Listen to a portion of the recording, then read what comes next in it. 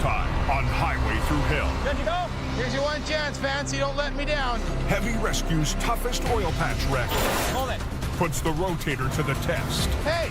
You don't get a job just because you're Sonny Boy, right? The rookie fights to join the A-team. It's either you do or you don't. I have to do. And back in BC, Somewhere in there, there's a physics lesson. a monster wreck overwhelms Keep going. the men and machines left I behind. don't want him to hit you.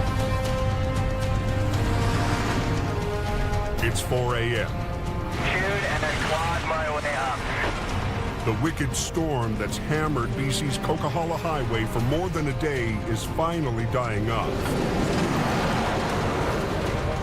Down in the Fraser Valley, Trailer's cut right in half. That's what I heard. Not a good thing to happen. Heavy Rescue has been out all night after a semi loaded with wine was ripped in half. I'd take this as a win. Heavy Rescue's lead BC driver, Howie Irwin, has got traffic moving. Are they opening a westbound lane? Looks like traffic's moving here. Even as the storm fades, it's left a huge mess in its wake. Sand trucks prep the mountain for the semis that are finally rolling again. Road's iced straight up on us. All trucks were dispatched. Quite a mess. Quite a mess. It doesn't take long before there's trouble. When I put all the steering on that way, then trailer moves that, and it's jackknife. The jackknife happened in the worst place possible. The brake check at the top of the mountain. Look at the road. Yeah. You can't even walk on it. Yeah. Come down the hill, nowhere to go. Truckers aren't allowed to descend the dangerous smasher without stopping and inspecting their brakes at the pullout. Al is on site here at the brake check. You should have that truck cleared here shortly. Until the jackknife is cleared, no one can get in. Brake check on the road there and bypass is blocked up there. The call goes to Quiring Towing and Al's right-hand man, Gord Boyd. First, we're going to have you straightened out, get you out of the way so these guys can get through. Gord knows truckers are bypassing the lineup and blowing off the brake check. The biggest concern there is someone who doesn't know the road and comes sailing past there and comes over the top of that hill doing 100 clicks in that weather with a loaded truck. That is scary. Glad it didn't go that way. Because once you start down that hill, you're committed. And if you're doing 100 clicks, you're in trouble. Big trouble. This should work. It'll take 2 or 3 short pulls and I'll have him straightened out. This is all basic physics, you know. Newton was right and so was Archimedes. It's a lever and a fulcrum. The first thing you do is take the long lever and straighten it out. Once you get the trailer straightened out, then you can worry about straightening the truck out.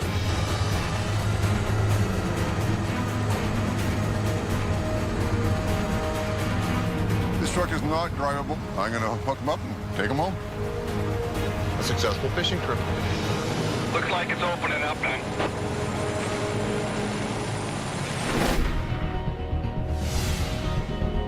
A few hours later, salvage crews returned to the site of last night's violent wine wreck. The highway is open, but there's still work to do for Jamie Davis Heavy Rescue. Morning.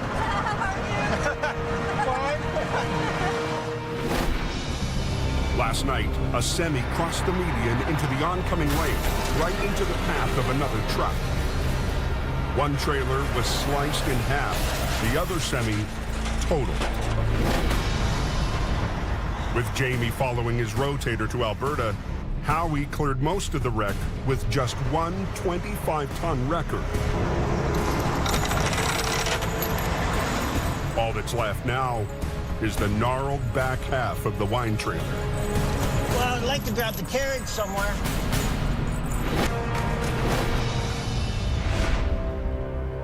"14 hours to the northeast. Hello. Hey, what's going on? Where you at? Adam Gazzola gets an update from his boss, Jamie, who's en route to join him. Are you bringing Brandon with you? Yeah. You're not keeping him here, are you? We'll talk. Yo, you gotta be joking. No big issue, buddy. Okay. Bye.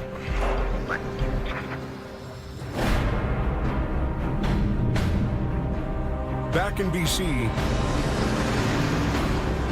with Jamie heading north, Al Quiring is playing king of the coke. There's each trailer that went off the road. This is all you need. Never runs out of gas.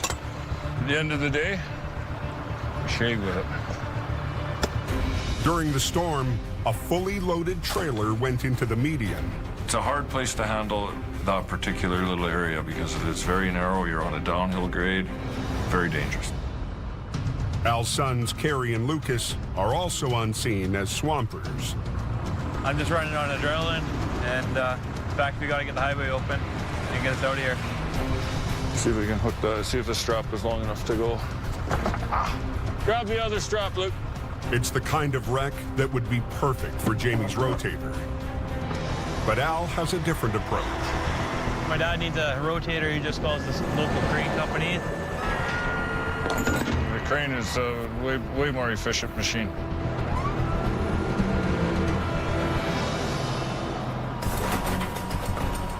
Start getting these pieces of out of here. Start to line up and just start passing them up. That load was a whole 53-foot trailer full of these 1,000-pound crates, 2 feet by 2 feet by probably 8 or 10 feet. You know, pull a couple crates out, move some cardboard, and just kind of keep working your way into the trailer like that. Al wants the trailer empty before he tries to get it back on the road. Grab the Pipe and take them both? Grab the pipe. It'll take both of them. But the job is fighting him. Watch out behind you, Al. Up on the coke, Al Quiring is fighting with a heavy load of cargo after a trailer rolled over. There were some really hard things to handle in there, and because the trailer's floor is very slippery and on an angle, you know, you're worried about injuries. Watch out behind you, Al. It's moving.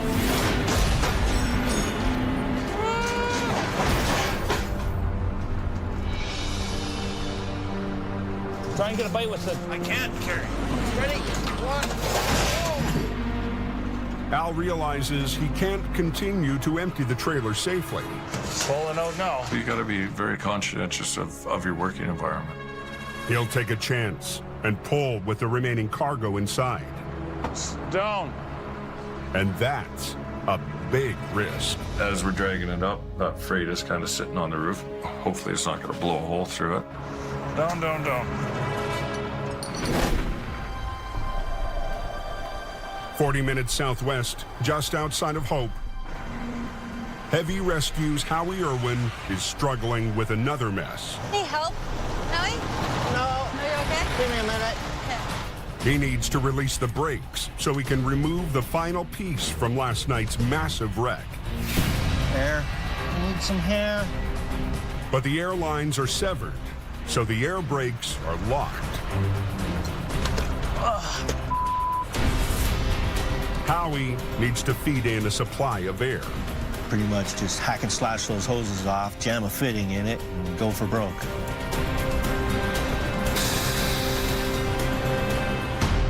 That sounded like brakes to me. I pretty much want to grab it right here. Okay. I got 2 chains I'm going to hook up. Yeah. I'm going to run them out, just do a chain lift just like I did on the truck last night. Okay? Okay? I'll honk when I'm ready. I'm just going to give her lots of throttle and hope for a good bounce and drag it out onto the highway. Good to go.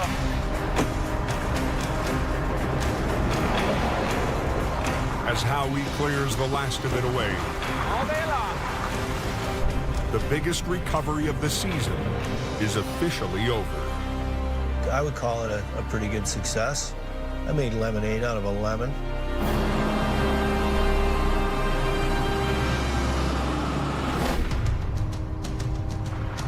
Back on the mountain, They say we gotta come your way, probably about 6 feet, because that curb is in here. Al Quiring is gambling, pulling the trailer up the steep slope with cargo still inside. I need 2 half-inch undecking chains. Don't throw them. 3 tons of freight could rip right through the trailer. That freight is resting against the roof. The last thing you want to do is create more damage than there already is.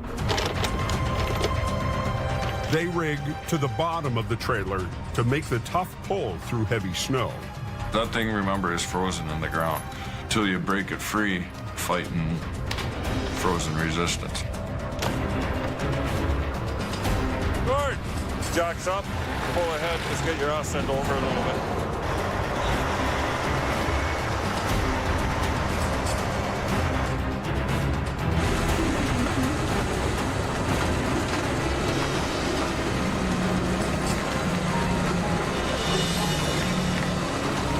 Now we're cooking with fire.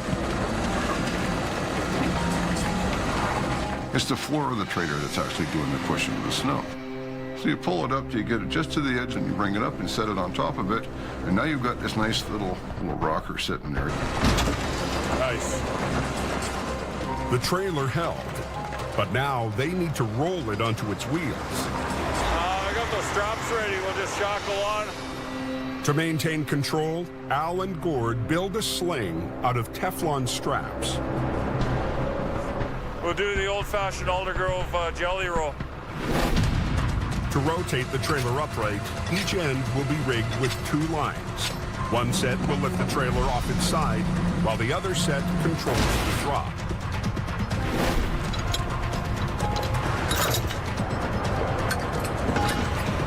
Just mostly with that one, let her down. Yeah, you bet. It's a balancing act. I'm going to bring one cable in and one cable out, and I'm just going to rotate this thing just like a barrel. Let the pendulum effect come into play. Once it settles down in a straight line behind me, then I'm going to pull that bottom one up and bring this one down, and it's just going to rotate. But the leftover freight in the trailer is a wild card. If something shifts inside, it could over-rotate. Sending it into the lane of traffic just a few feet away. Whoa, whoa. Whoa, whoa.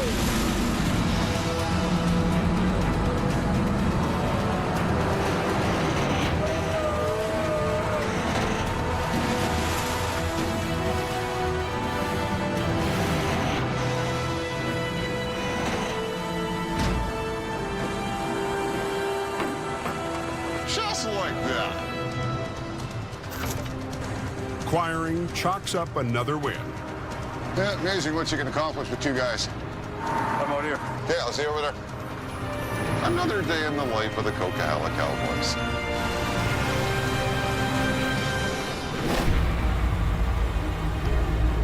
In Alberta, Jamie, he's bringing his stepson with him. Adam Gazzola is heading to conduct a job interview. I didn't even know he was coming. I was kind of shocked, actually. Brandon has been pushing for a chance to work up north. I'm like, hey, what's he gonna do out here in minus 48?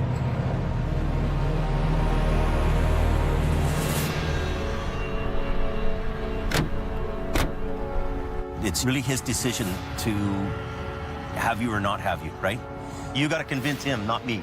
You don't get a job just because you're Sonny Boy, right? You No, got to no. work on it for real. Yeah.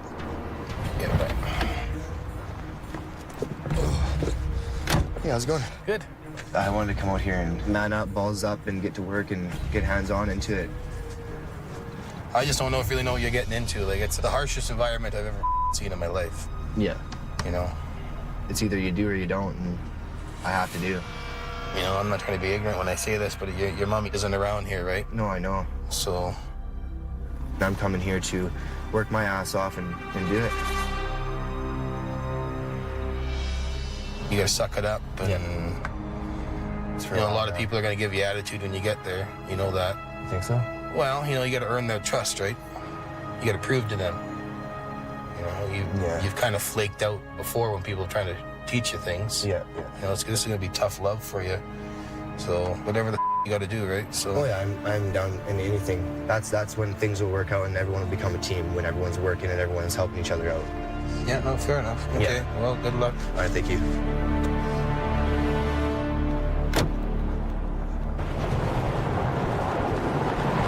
Brandon heads to his first day on the job. The hell are you doing here? You come to work? Or Yeah, I came to work. Pretty. Brandon's coming to do training with you guys. Hope you brought some warm clothes, boy. We're not gonna, show him any favoritism just because he's Jamie's, son, whatnot. We're gonna work him and train him if he wants it. An hour later, Brandon's going to get the chance on a hard recovery. So here comes the rotator now. Yeah, Right on time. perfect. Jamie's mighty rotator is arriving for a job so tough, it convinced him to bring his biggest record from BC. We had a bucket truck to flip over that needed the rotator, and we made a decision to have the rotator driven up here. So instead of this truck sitting in the garage in Hope, here it is making money.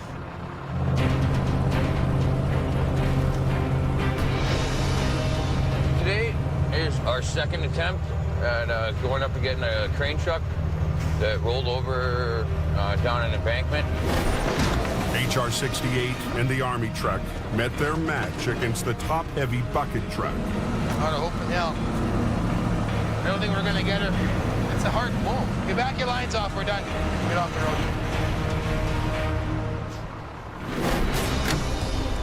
Brandon with me. First day flagging on the 881. Yeah, first one here. I'm excited to do it and see what it's like. The good thing is right here, you guys can see each other. Yeah, I can see. That's the last one. Turn your sign around, yeah. Big unit. We needed the rotator there because the bucket truck just has a really significant gross weight. And it's a big, expensive, heavy machine. And it's deep in the ditch, testing the rotator's 75-ton capacity.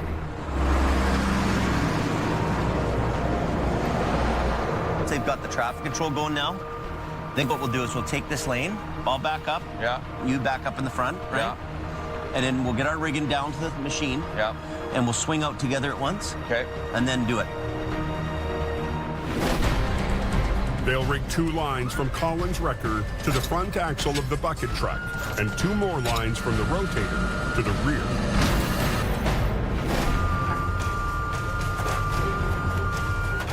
I brought down all the chains too for the front end. Hey, can you ever grab a piece of angle iron? We'll throw it across there too. The bucket truck carries a $250,000 boom arm. The crew needs to take extra care with their rigging. And then we just tied it in. Chained it and everything back to the brace. You right up in here? And then we just in and around both of these pieces here. Jamie gambled big bringing the rotator to Alberta. Looks pretty good on the base. He's about to find out if it'll pay off. So you want to block the road first, then run the lines down? What do you want to do? Well, you do the road lines first? We ran the lines down and then, yeah, because we're pretty much... Okay, your good decision. We'll do that. You want to do that? Okay.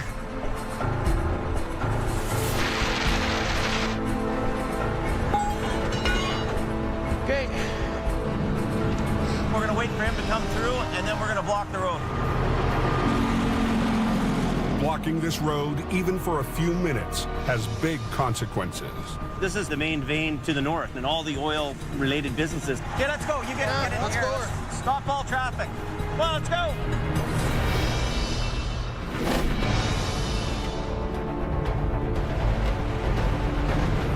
Back in BC. All I know is it's a lumber truck blocking 3 or 4 lanes, so obviously he came screaming into a corner, lost control. Splash. It's all over the place.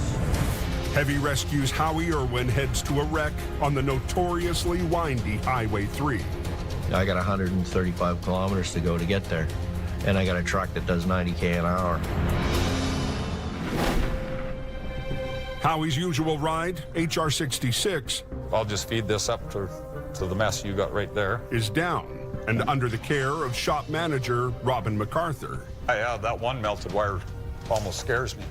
The punishing conditions of last night's recovery caused massive damage to the electrical system. Somewhere in the system, we've lost power to the back of the truck.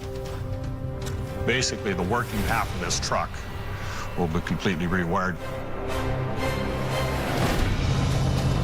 Howie is stuck with a single axle designed to haul delivery vans. I'm driving a glorified 1-ton, and everybody else is in Alberta. Sweet. I can see the bottom of the truck facing me on the shoulder, front end, nose down in the ditch. She's a pretzel. I can see the bottom of the trailers upright. There's some wood poking out, and I can see the pile behind it. It left it all laying on the road pretty much behind it. Howie and his truck are simply outmatched. That's awesome.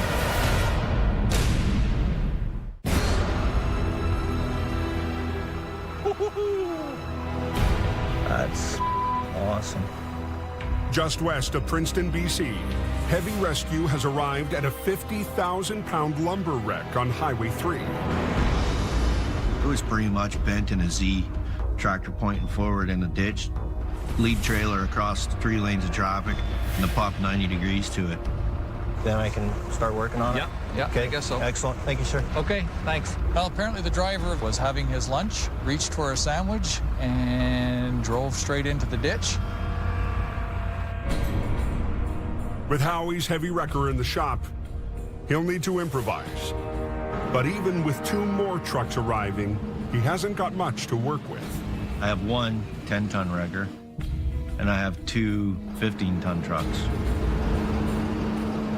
The road has been blocked for more than 3 hours. Yeah. Load of toothpicks. So Howie doesn't waste any time working out his plan. As soon as he's got most of the load gone, pretty much plan on straightening this thing out. Pulling her that way. Pulling it that way, get the twist out of it. Yeah. Then we'll have to roll it over and then suck the tractor out. Yeah, I figured that's what the plan would be. Lumber wrecks normally require at least 2 heavy wreckers. But with limited muscle, Howie will need to space his 3 single-axle trucks along the length of the semi. 2 wreckers will run lines to the trailer. The 3rd will pull the cab. Even if he rigs it right, Howie might not have enough weight to roll the truck. Well, it's 25 tons, and I have to overcome that weight. So I'm using the truck against itself. It's like karate, using your enemy's energy against himself. Well, right now I'd like to get it done before dark. The sun's gonna go down here fairly quickly. Howie and Jamie's newest driver, Wayne Sahada, I got it. rig up to the rear of the trailer. Hook both chains to it. I'm knowledgeable. I know what I'm doing. Oh, hang on. Wayne just moved to Hope to help Jamie keep the coke operation running while more men and machines head for Alberta. I already know about the problems, and I wanted to try to help be part of the solution and fix it, or, you know, not make it worse. Okay, watch out. With the trailers rigged, Howie's first job, drag the wreck straight.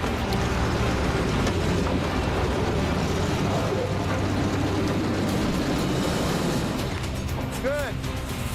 Now the hard part, flipping the B train. With 3 trucks, never intended for a job this size. It's a mess.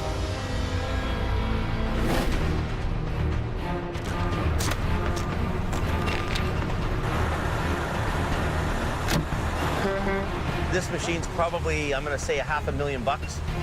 In northern Alberta, 30 minutes north of Lac La Biche, We can bring it out of here, not cause the owner any more troubles and extra damage. This is good. Jamie and the crew have rigged the rotator and HR-68 to the bucket truck. Not freezing today. No, it's not too bad at all. Only thing cold on me is my face. That's about it. And Brandon is settling into his new assignment. You good to go? Here's your one chance, Fancy. Don't let me down. Hey, go ahead, call it.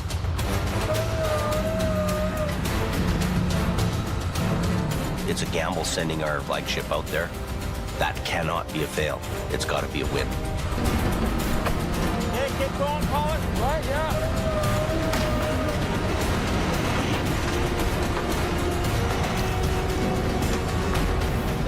flip that's dragging into the bank.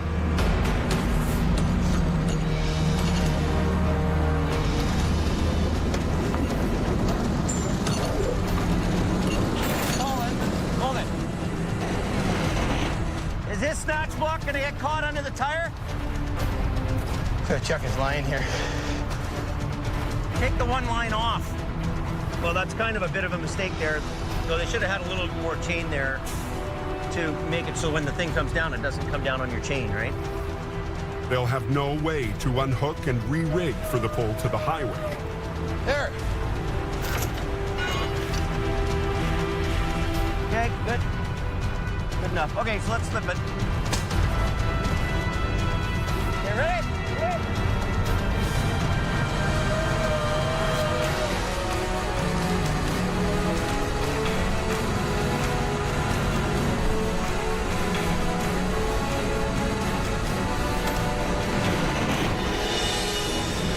What do you think, Adam? Think it'll stay? Oh yeah, he'll be good. Hey, Sammy, let him go. Hey, sending. The crew must now drag the 25-ton truck through the deep snow. You get on the front end and we'll both pull. And you pull straight ahead. I'll pull it up and then you just kind of hold it, make sure she doesn't. Yeah, and I'll keep on the boom section. Okay. We're not going to try to tear this up sideways up the bank. We're just going to give it a nice long sweeping pull out up on a nice angle. As he pulls ahead, I'm going to kind of give him a hand and I'm going to follow his radius. So he's going to come out like that. It'll be the easiest on his equipment and easy on our equipment. Let's start her up. Jamie will swing the rotator's boom, keeping the truck from tipping while Colin pulls it forward. After that car, Brad, and then you can tell him he can send. There's one more truck coming up here. I'm going to send him. Because we can't block the road, this traffic's moving. So I also use the rotator boom on the side to winch it up as well. So we're both actually winching together. I'm going to guess that truck is about 50,000, maybe 60,000 pounds. Pretty heavy.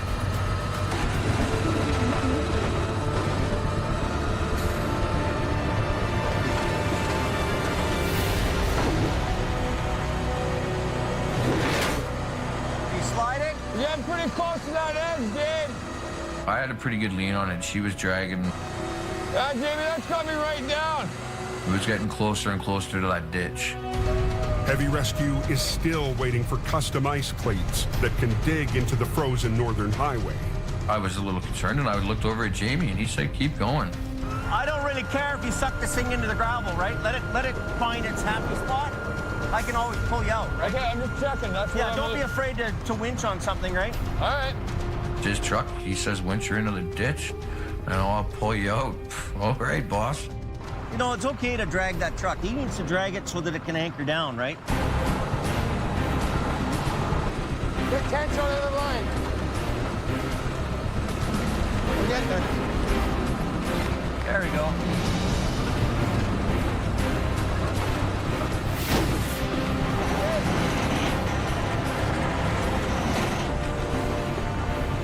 Let me know, we're almost home. Almost there. Beauty. Working out, eh? We're back.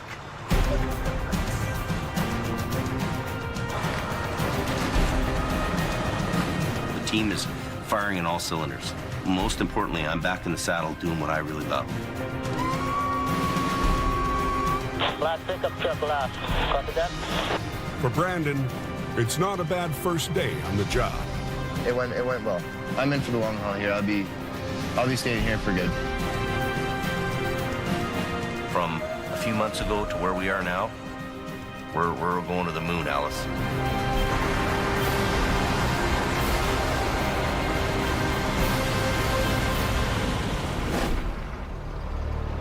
Back on BC's Highway 3. When we're ready, we'll shut it down, pull out, lock it in, and we'll lift it over. Okay. Howie's under pressure from the RCMP to clear a flipped lumber truck before nightfall. Eventually, we will close the road, but we will do it for the least amount of time as possible. And he's only got 3 medium-duty trucks to flip 50,000 pounds. Just park right behind it, this way across the road. Okay, please. Howie positions his weakest truck at the back. Just kind of line up right here. To tackle the lightest point of the load. I'll put Don at the back, 47 in the middle. I'll grab it from the front. I'm looking for a hookup point. Wayne will pull from the middle of the chassis. Okay. Wayne's there in 47, and it's just a little Holmes 500. It's like a 10-ton record. So I know it'll put 20,000 pounds of force against it. At the front, Howie started rigging up his truck. Howie, I can't get it out. But he discovers a problem with his winch. Yeah, well, let me, why the is it not turning now? I had one winch that wouldn't function at all, so, I mean, I'm stuck to one line and a deck winch. The deck winch pulls from a lower angle. Howie might not have the leverage he needs. You want to run this one? Oh, that's not working, is it? No, it's not. So we're going to use the deck winch. Whenever you want to shut her down, shut her down.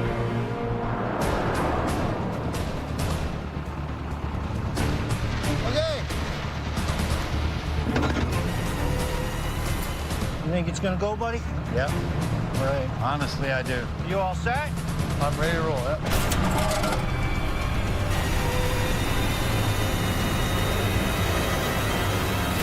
Look out! You think it's going to go, buddy? Honestly, I do. With daylight fading, Howie's racing to flip a 50,000-pound monster wreck. I'm ready to roll, yep. It's a job for 2 heavy wreckers. Howie is trying to make do with 3 small trucks.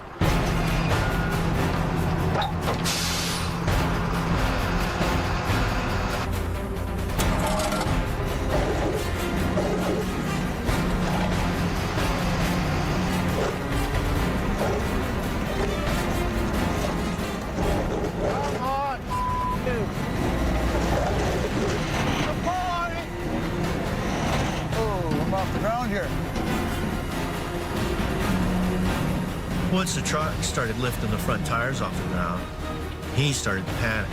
Keep going. Just keep going. I should put my wheel lift down. Just keep going. I'm gonna put my wheel lift down. Keep going. Keep pulling on it, man. Howie was like, just keep pulling, keep pulling. I'm like, Howie, it's not doing nothing. It's just pulling my truck in the air. I don't like this.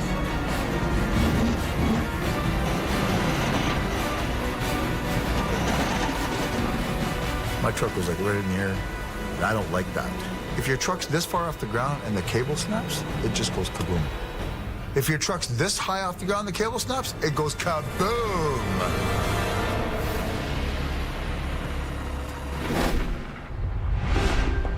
Was he smacking you? Oh, yeah, little Who was driving you? I drove back. He couldn't do it anymore, buddy. Up in northern Alberta, the guys have settled into their new crew house. It's a step up from sleeping in the shop, but oil patch real estate is hard to find. We have a little house that's about the size of a 2-car garage. This is where the manager stays here, the administration sergeant. Big shot boss guy. He gets the big room and the big bed.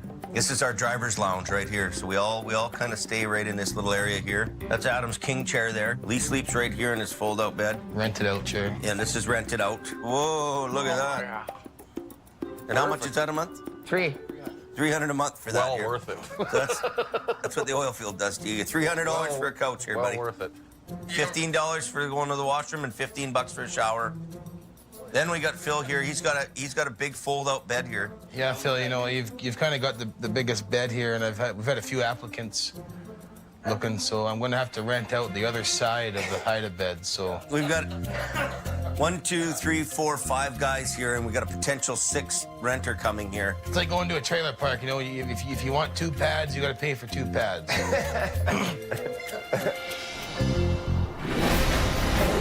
Come on, you. Back in BC, The pull on it. Howie is pushing his trucks and their operators to the max. Keep going. I'm gonna put my wheel lift down. Keep going.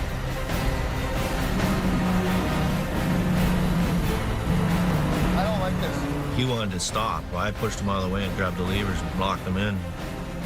I'm not going to let the truck go over backwards. I'm going to stop long before that happens. And as long as things are moving forward, keep pulling. Wayne lowers his wheel lift to brace the back end of his truck. Yeah, put that down once you get your wheels about that high in the air. You got to get some pull on it.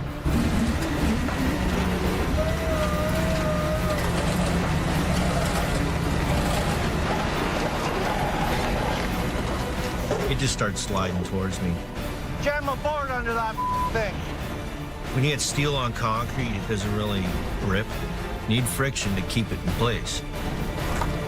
Just stop it from skidding around. How are you doing? Slide? Yeah, it's gonna pull towards you. Go. Stand up, up. Keep going, Don. Okay. Howie, I don't want it to hit you. Keep going. Stand up, up. On British Columbia's Highway 3, I should put my wheel lift down. Keep going. tensions are running high. Okay. Heavy Rescue is fighting to flip a B train. Go, keep pulling, man. With 3 small wreckers, Keep pulling on it, man. Howie refuses to give in. On it. Here it comes.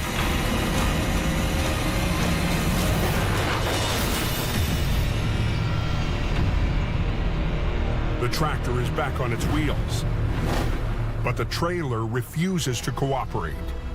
Howie scrambles to move a line for better leverage. Get going. Okay, here she comes. Get out of the way.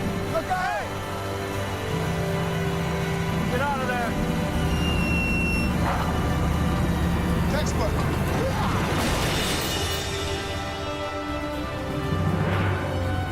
Somewhere in there's a physics lesson for the school classes.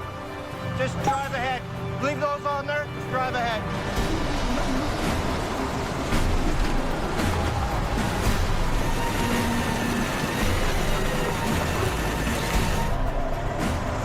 Come on. Okay, clear traffic out. I want to make sure they got a full open lane. Traffic is moving, but 3 lanes are still blocked. Happy that it's on its wheels. Till I get it completely out of the way, they're not going to be completely happy. Grab that big hook. Ready? Yep. Run. Howie, that's good. Howie hooks up to the tractor's tow pin and uses his deck winch to pull the truck back onto the road.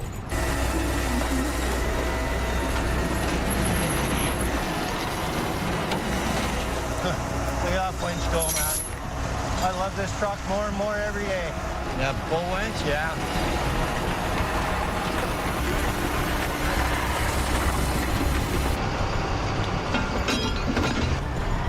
Now Howie lines up to haul the rig away. Here. Right in the front. It's just a little glorified 1-ton, right? I'm trying to pick up the front end of a tractor. I'll just follow you with lights on. To get the highway open, Howie will have to haul the tractor and trailers to the nearest pullout. Sweet. At the top of Sunday Summit, the second highest point on the entire highway. The concern is that the truck and the trailers weigh 3 times as much as the truck I'm driving. Okay, let's go. Let's try this.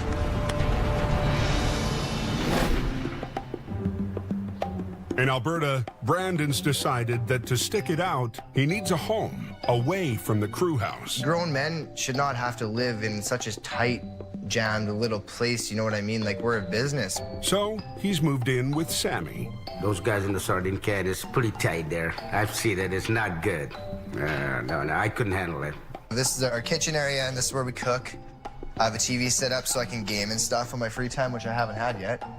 And in here is our living sanctuary. We have our Sammy's bed, my beautiful couch. We're gonna cook curry. Moose meat and ground beef mixed together. Sammy and I like the same kind of foods and stuff, and they eat their beans and hot dogs or something, so I'm not too much into that. Oh, it looks so good.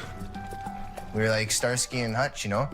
Sammy, I've never had a moose curry before. This is gonna be a first. Oh, yeah. Voila. Voila. All right. This is a good one. Awesome, man. Yeah, you behind me, he's in front of me. Okay. In case I need a bumper. Back near Princeton, BC, Howie's gearing up for the drive to the pullout at Sunday Summit, where he'll split up the tractor and trailers. You got to split that big load up. I can't make it all the way home. There's not a hope. I can go as far as the first safest place to separate it. To get there, he has to haul a very heavy load over very steep terrain. It's a challenge. I'm 105 feet in length. I'm 70,000 pounds gross. It's the big suck. There ain't no stopping until you get to the top. Don't even think about it, because there ain't nothing gonna stop that going down the hill backwards. Brutal.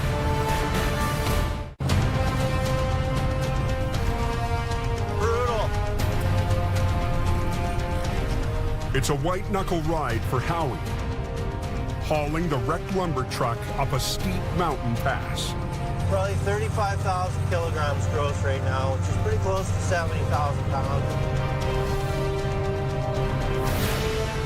If he loses momentum, the load could pull him back down the hill. Don't be stupid.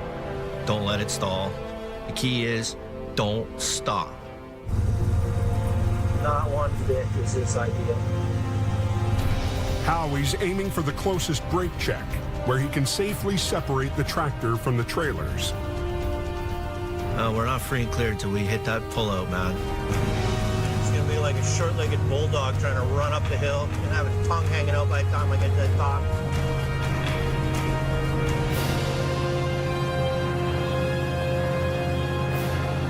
I'm at the top. I am the top. I didn't start breathing again until I had that thing parked and I was out of the truck. That's the moment when I could release my sphincter. Howie gets to work separating the tractor, which he'll haul back to Hope. But towing the heavy tractor for the long journey home is still a big concern. Well, you saw how I was struggling to lift the front because it's got so much weight on the nose. If I can deflate the air ride, chain the back axle up tight, reinflate the air ride and get this axle to hang in the air, it's an extra 1,600 kilograms off my drive. It's always handy to take a little bit of stress off an overworked truck. I've created a fulcrum point off this axle. When you put a fulcrum in the middle of a big plank that has weight on either end of it, it makes it a teeter-totter. Everything behind this point, this center line of this tire, everything behind it has now become counterweight to the front of the tractor. Instant counterweight. Just after 8 p.m., Jamie's brother Kelly arrives with a tractor to haul away the damaged trailers. I don't think it'll be too much of a problem. We'll actually back into it and try to pin it first. It's a long day. We're 12 hours into one job. It's time to get it done. And the end is finally in sight. All I can hope for is that I'm an asset to the company and that I can make them some money so that I can make some money. I'm amazed we even got this accomplished.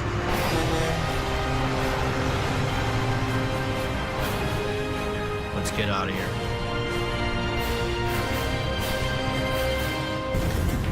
Next time on Highway Through Hell.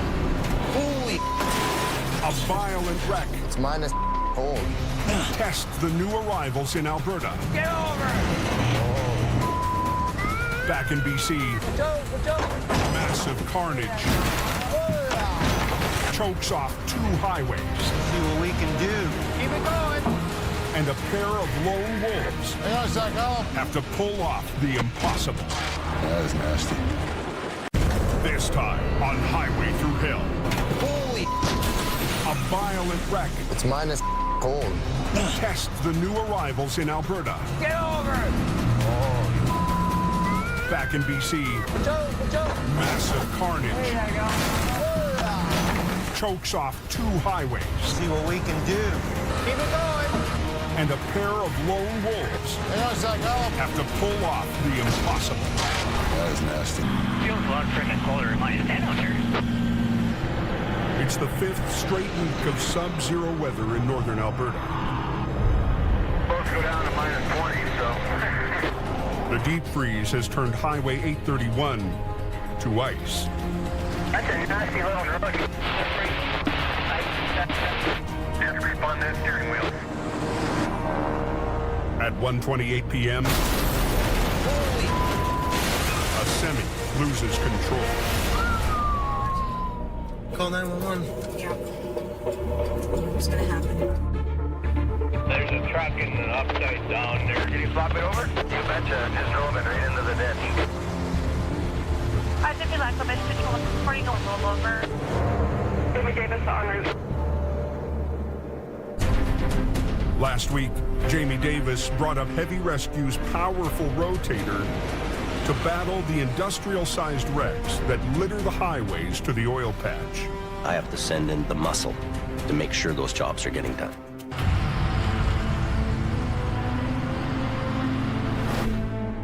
Heavy Rescue's heading to Highway 831, which feeds one of the main routes to the oil patch.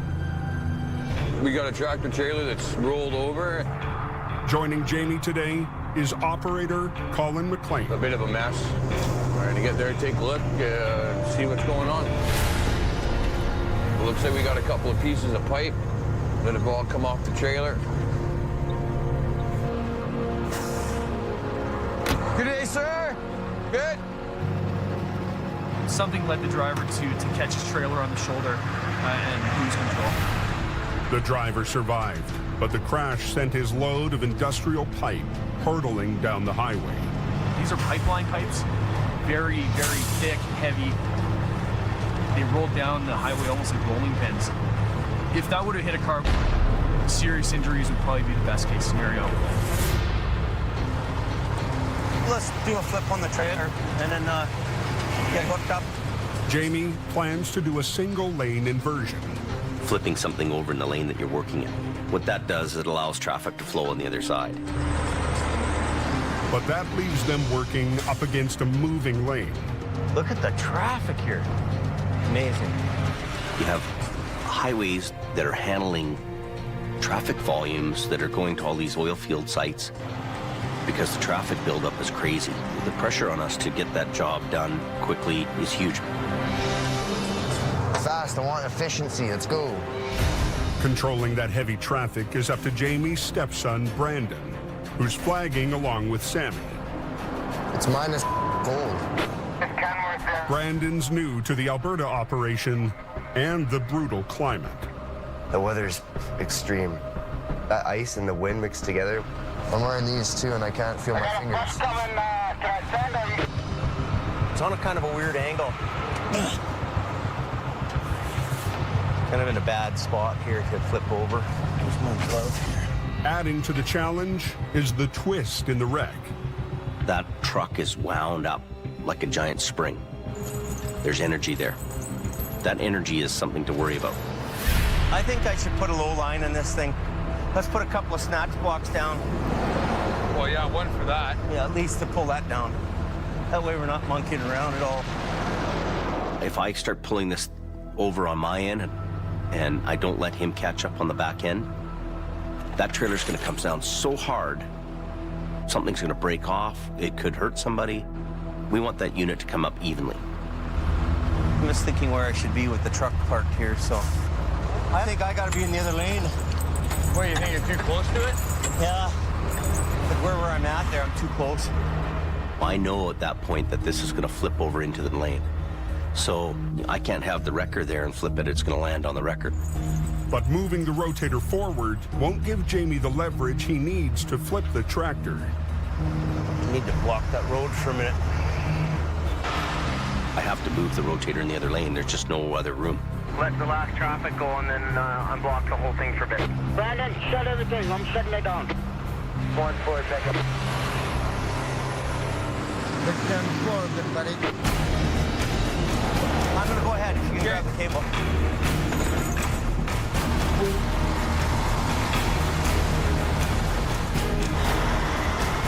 there.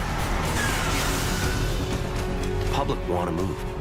If we're holding them up in any way, shape, or form, we better have a good reason for that. Our guarantee to the public is to open the road faster than anybody else. Both wreckers are armed with ice cleats. After weeks of slipping problems, I'm just sliding back and it's... Jamie ordered custom cleats designed to dig into frozen northern roads. I'm good if you're good. Colin will hoist up the back end of the trailer to reduce the twist in the wreck. We want to make sure we're not twisting it, so we're gonna wait for him to do his thing.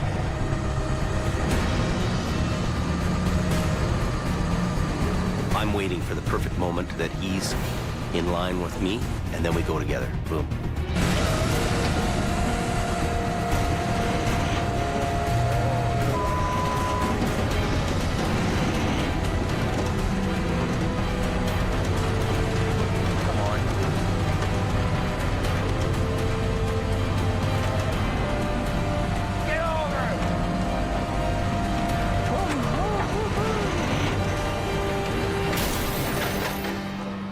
That was a hard one. Nice, decent, Jimmy. Decent. Just another day at the tow yard. So what we're gonna do now is get the wrecker off the road right away and get the traffic open. I'll just get off the road. Can I sand or are you gonna sand? You can send and bring me some fire for my hands too, please. Highway's been reopened. Oh my God. I'm gonna buy some rechargeable boots, put a heater on them. You know what? That's living in style. Right on, baby. I'm in. Let's get the out of here. Yeah, I'll just hook it up by the front end and get it off the road. It's always a good feeling when you've got the recovery work done, you're getting off the highway and traffic can flow again. I've succeeded here. We're really earning a reputation one job at a time. 1,200 kilometers southwest in BC. The temperature on the Coquihalla drops with the sun, and highway maintenance shifts into high gear, Throw a little salt and grit on it. laying down salt and sand to keep the roads ice-free. Extremely slippery. Not gonna be able to stop. It's slick. Al Quiring is out patrolling the Coke, along with senior driver Gord Boyd. Well, let's go find something else to tow. His go-to guide, Gord Boyd, is also on the mountain. That's some Quiring, is it? Yeah, go ahead. Just before 10 p.m., Major accident just south of that snow shed. 3/4 of one train. A lot of cargo all over the road. Unbelievable. There's 4 here. 5 pieces, 4 trucks. We got the Coquihalla closed in a southbound lane. It's a big mess. It looks like something you'd see on the highway into Baghdad. 3 jackknife semis were blocking the icy Porsche overpass. A B train hauling lumbers tore right through the first and smashed into the other 2. When things go wrong in this highway, they go wrong big. In that corridor, there's no going into the ditch. You're between those 2 walls, and if you get out of the control and can't stop, kerplow. There's going to be some aches and pains, I'm sure of it. The important thing is that nobody's seriously injured, which is the amazing thing. One of the trucks is drivable. It won't take much to get you going. I think you'll be all right to drive off the road here. Another will get towed by a rival company. I had my hands full. I couldn't tow everything. But that still leaves 2 monster wrecks blocking the highway. One of them ripped in half. The other truck just went right through our trailer. The mixed cargo of electronics and hot sauce has exploded across the pavement, and the overnight freight runs are stuck. Drag what we can, get it off the road, and if it doesn't cooperate, we'll go to plan B. It's all up to Al. Okay, I'll back up. We'll get some lights down there. And Gord. Well, we just want to get this out of the way. To clear the highway. It is a mess. Armageddon. Who set the bomb off? The coke's closed. Bad accident. The road's going to be closed for a while. Wiring is on scene. We're going to help get things opened up. Okay. In BC, Al Quiring and his go-to guy Gord, brutal, face a massive pileup on the Porsche overpass. Hot sauce on everything. That shut down the southbound lanes of the Coquihalla Highway. It is a mess. Armageddon. A salvage crew is en route to deal with the freight. Got on everything. 2,000 bottles of hot sauce and a mountain of home electronics. We're gonna get this stuff off the highway. We got a whole load of traffic backed up there. I walked down to see the wreckage. It's unbelievable. Al needs to haul the split semi off the highway without further damage to the load inside. You want to get traffic flowing as soon as possible. Obviously, you want to try and do it without wrecking everything. Just into the slow lane's fine. That way we get the fast lane going. We'll just grab that one, Gordon, straighten it out. I think before we go banging this thing around, we should throw a belt across here. Yeah. And we'll stack these pallets up to hold it together. Yep. Have some outboard motor shit going out. Put a couple pallets up, tied everything together. Our job is to clean up messes. You use whatever you have at hand. If you don't have it at hand, make it. There you go. Okay, try that. Oh, take the big one, Gordon. Yeah, there you go. If their jerry-rigged wall doesn't hold, they'll be cleaning up a much bigger mess. Good. Okay, Paul.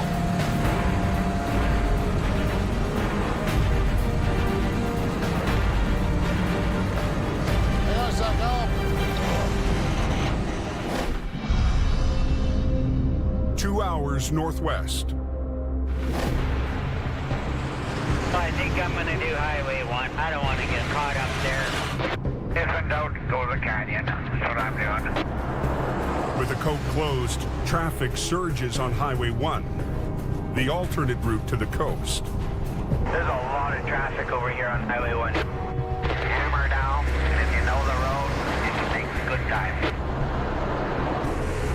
But the twisting, narrow highway can't handle the same high speed. 18-wheeler. At 1:23 a.m., just north of the town of Lytton. Half his tires are touching the ground, the other half are right up in the air. She's right on her side there.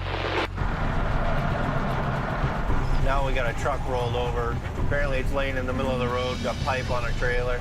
I'm going to assume it's ugly. With most of heavy rescue in Alberta, Howie Irwin tackles this job solo. I know that he's going to be on some of these jobs trying to pull off the impossible.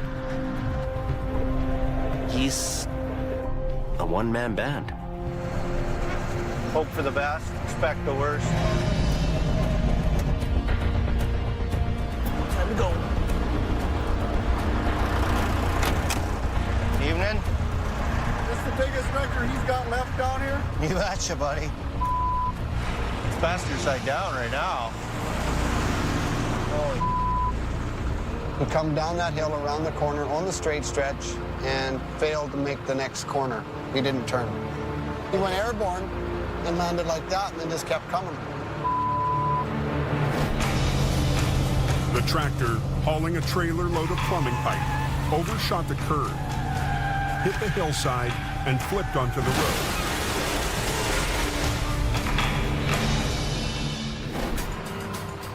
I want to grab it right about behind that toolbox. And then at the same time, I'm going to pull down off the tractor. With just 2 winch lines to flip the 40,000-pound rig, Howie's got his work cut out for him. Yeah, they're all coming apart.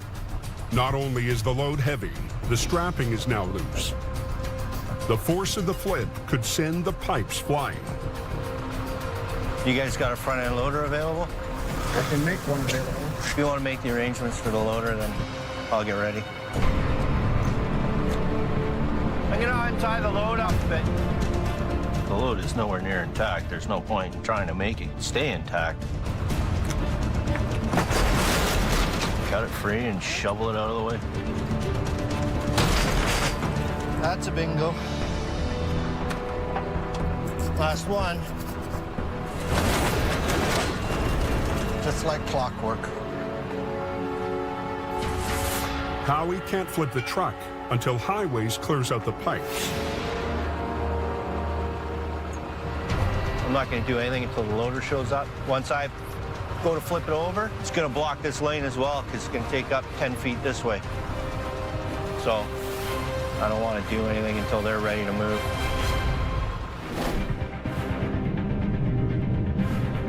Over on the Coke, What's going on at Portia Creek? They got a wreck southbound. Al's makeshift wall is holding. There's that fella. Pull the brakes off. You want to steer it? Sure. But now that it's straight, they need to get the wreck off the highway. Got air. Got air? Yeah. Okay, release the truck and then I'll just drive ahead and you head straight for the gas signs there. You got it. 10-4.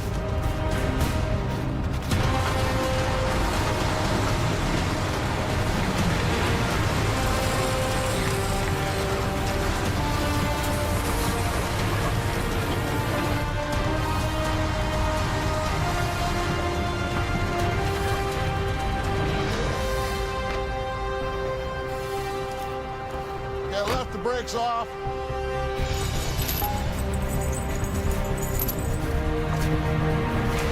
The back half of the trailer is also full of cargo, and it's off its wheels. Semi-attached. Just want to try and protect what isn't wrecked already. Try not to make the situation worse.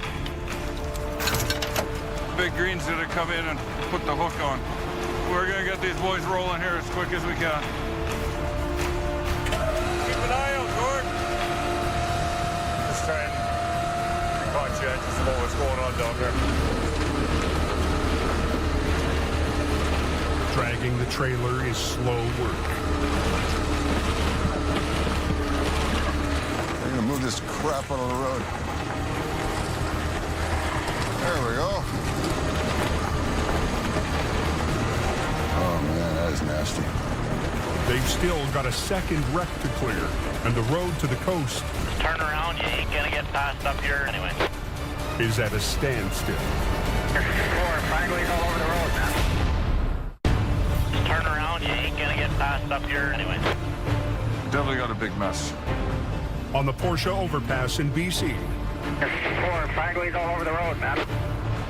It's ridiculous. I've been sitting here forever. Oh my God.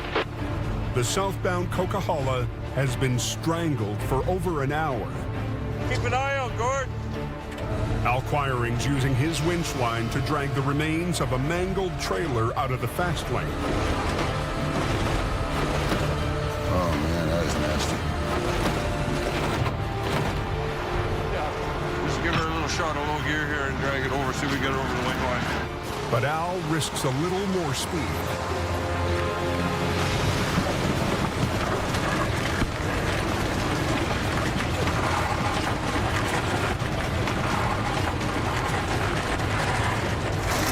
So good. Yeah, a little bit faster. I just dragged the carnage of the trailer behind me. Once he clears the overpass, Al finesses the trailer onto the shoulder.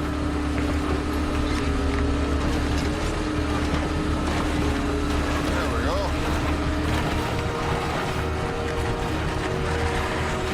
That's out of the way. So far, so good. We almost got a lane open. Okay, let's go have a look here, see where we're at. But there's still no traffic flowing. We're gonna go after the lumber truck. And they're staring down the toughest wreck of all. That lumber is simply bundles of little sticks. If it starts to go, you're not going to stop it. We've got some tire issues. In the Fraser Canyon, a 2-hour drive to the north, there's also a wreck blocking the #1 highway. Chaos. Heavy Rescue's Howie Irwin is waiting to recover a massive rollover that spilled across Highway 1. There's your loader. About time. Rod, go over to channel 22 and come around to the axle. As soon as the cargo of pipes is cleared, I'm just gonna let these guys do their thing first. Howie will attempt to flip the pipe truck with just 1 wrecker and 2 winch lines. See what we can do. One line will run from HR 66 to the heaviest part of what's left of the tractor. The other will run all the way to the back end of the B-train. The one for the trailer was at a sharper angle because I was reaching out further for it. The more angle you put on it, the less amount of pull you can exert against it. The second line might not have enough power to flip the rear of the trailer. It's going to want to pull the truck sideways. With no other wrecker, Howie finds an alternative. The loader that's clearing pipes. Every piece of equipment that's here is useful. Might get him on the other side on that top corner. Just give it a push. Howie wants the loader to push from the opposite side to help tip the trailer upright. Square up to it right here.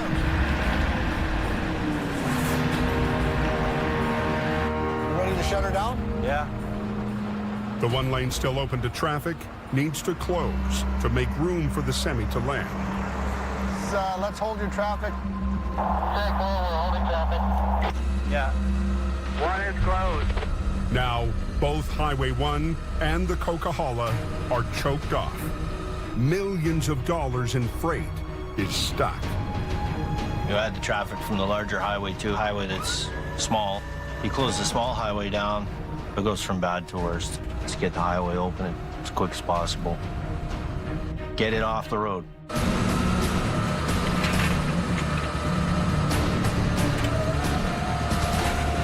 Okay, Rod, try pushing.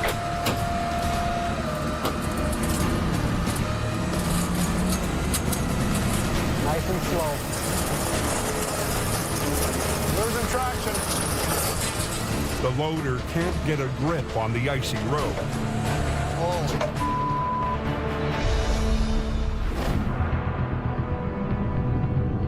Over on the Coke, It's ugly.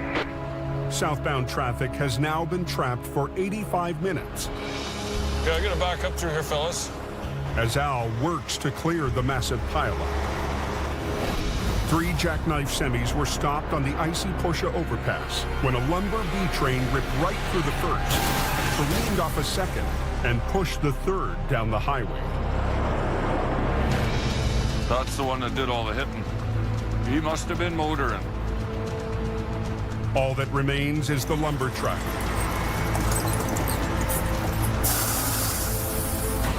But it's a highly unstable load, 65 tons, threatening to topple off the edge of the overpass. Rhubarb. Up beyond all recognition. Don't make any sudden moves, because that's what'll kill you. Well, there's definite tipping hazard there. Don't give it a chance to get away from is the critical thing. You told the whole thing, Al? Do the usual half-inch grabber under the axle? Yeah, I'm thinking so. Yeah. She ain't gonna be pretty, but it wasn't pretty to start with.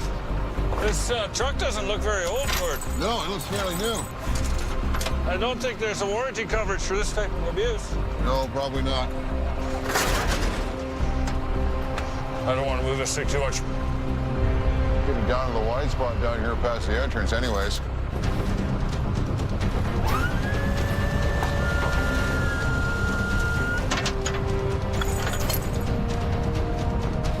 We good? Yeah, we're good. Give her.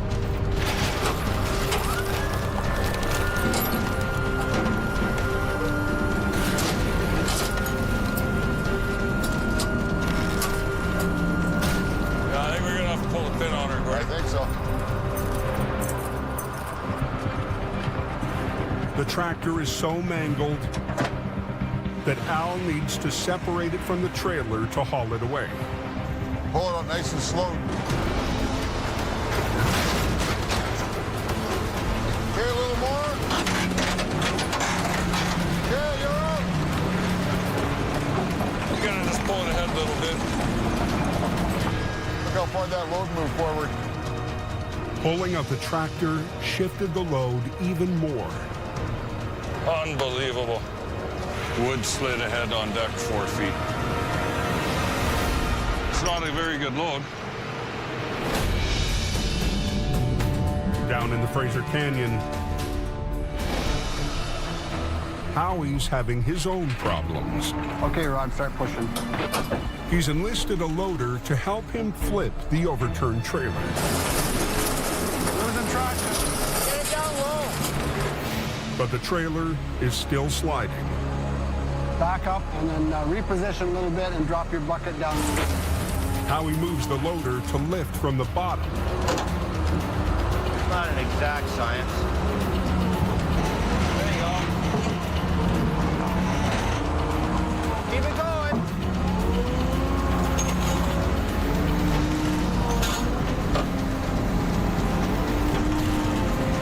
Watch out.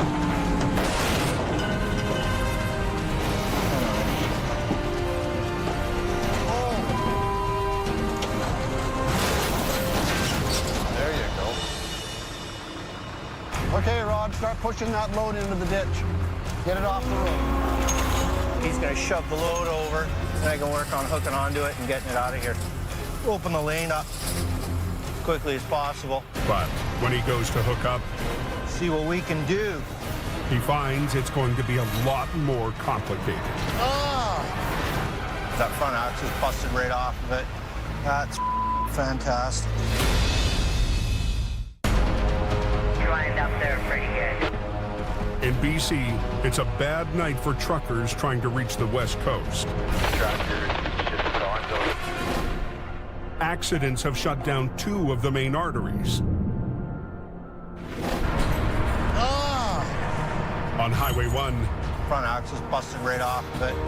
Howie's plan to tow the pipe truck from its front axle has gone sideways. Well, there's no front tires on it, right? Holy yeah. The axle broke off in the flip. Yeah, she's pretty well now. Yeah. Howie's trying to hook up that tractor. Nothing left on the front end to work with. Redneck science. Let's see, what the are we doing here?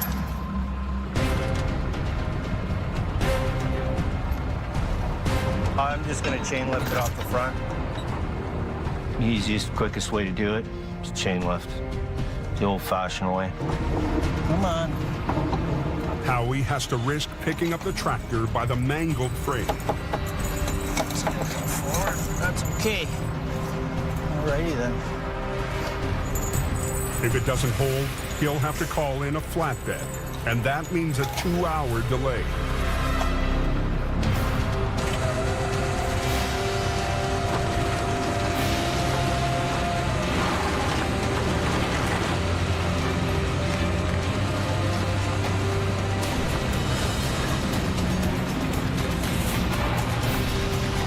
Gonna release the brakes and try and roll it out of here.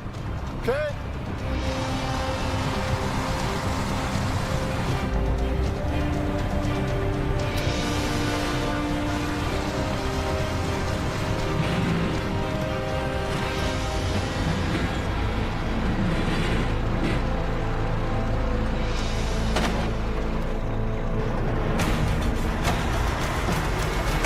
There you go.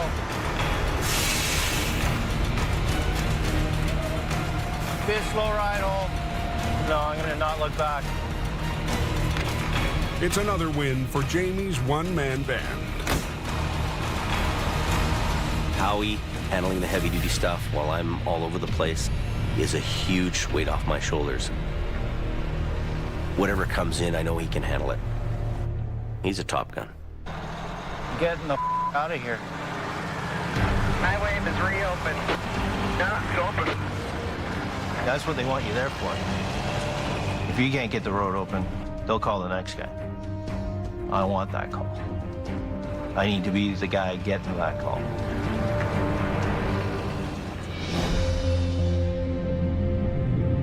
Over on the Coquihalla, If anybody's on the radio at that accident, get out of the way. We want to get these guys out of here. They're all pissed off back there. Guy should have quit yesterday. Not really. Pull it up nice and slow. Al Quiring is preparing to haul away the final truck in his multi-wreck recovery. Yeah, you're out. But the unsteady load has shifted again. Look how far that load moved forward. Moving it could spill 65 tons of lumber right off the overpass. Unbelievable. Wood slid ahead on deck 4 feet. It's not a very good load. Al has to take extra caution hooking up his underlift to the kingpin. There's a lot of hazards here, and you don't want to walk into something. Al uses a kingpin adapter to chain lift the trailer, hoping the unstable load doesn't spill. This is good enough to get it off the road.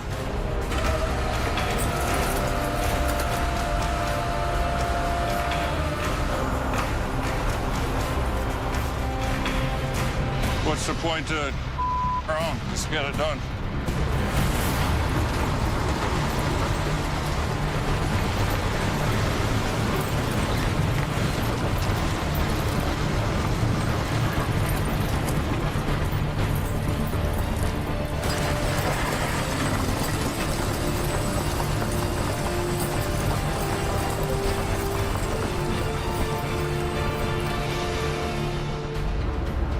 It's off the road. I towed it as far as I need to. Can't believe that load stuck on. A salvage crew will deal with the lumber in the morning. And we can peel out of here, head back to camp, go lick our wounds, get ready for work tomorrow. Everything is open now. Lovely. At 2:35 a.m., 3 hours after Al and Gord arrived, That's trucking. the Coquihalla Highway is back in business. Nobody can complain about that. Thanks very much. Have a good night. Be safe. If me and Al are on a job, the job will get done. There is no such thing as cannot be done.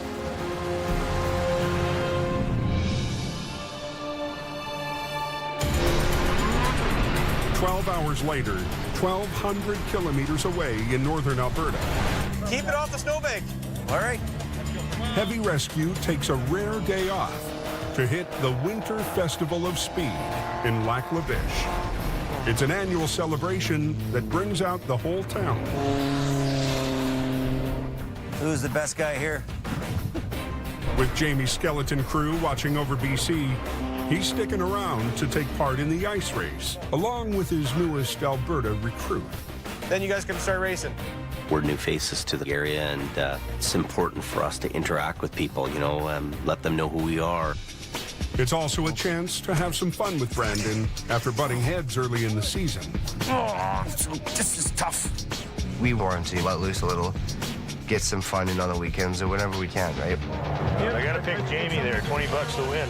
Hell no. Let's do this. Good to go. We can release this field.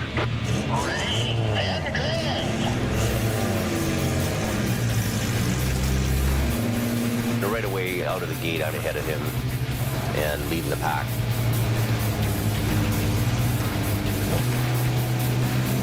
We drive on the ice with our big tow trucks all the time. But racing on ice is a whole new deal for us.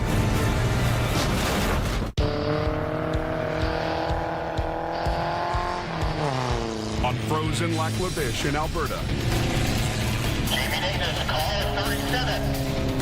Jamie and his stepson are squaring off in the annual ice race.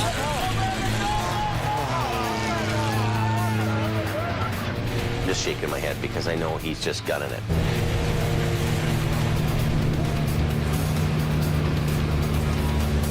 There he goes. You know what'll probably happen? Brandon will get cocky and put himself behind. Better not. That's what them young guys. All right. He came around a corner and he was hot on it again. And the guy went sideways in front of him. He T-boned him right in the side. We have a fender bender, folks. But Brandon's not giving up. Jamie gets the edge on Brandon. Final lap. Last chance for glory, folks. Brandon redlining the switchback. Closing it on car 37. Oh, car 11 hits the snow. Oh, no! I'm stuck in the bank, driver's right. Yogi Bear's still running the track and Boo Boo's in the bank. Now, Heavy Rescue has to pull out one of their own. Oh, no. Jamie Davis to the rescue. I had a great time going by there and had a big smile on my face. You know, oh, that's too bad, eh? Sorry for your luck, bud. You finished 8th. 8th. Unfortunately, that means your dad beat you by a little bit. You finished 5th. It's good. Congratulations. All in all, the boss won. Thanks for losing. Good job. Yeah, thanks for having me.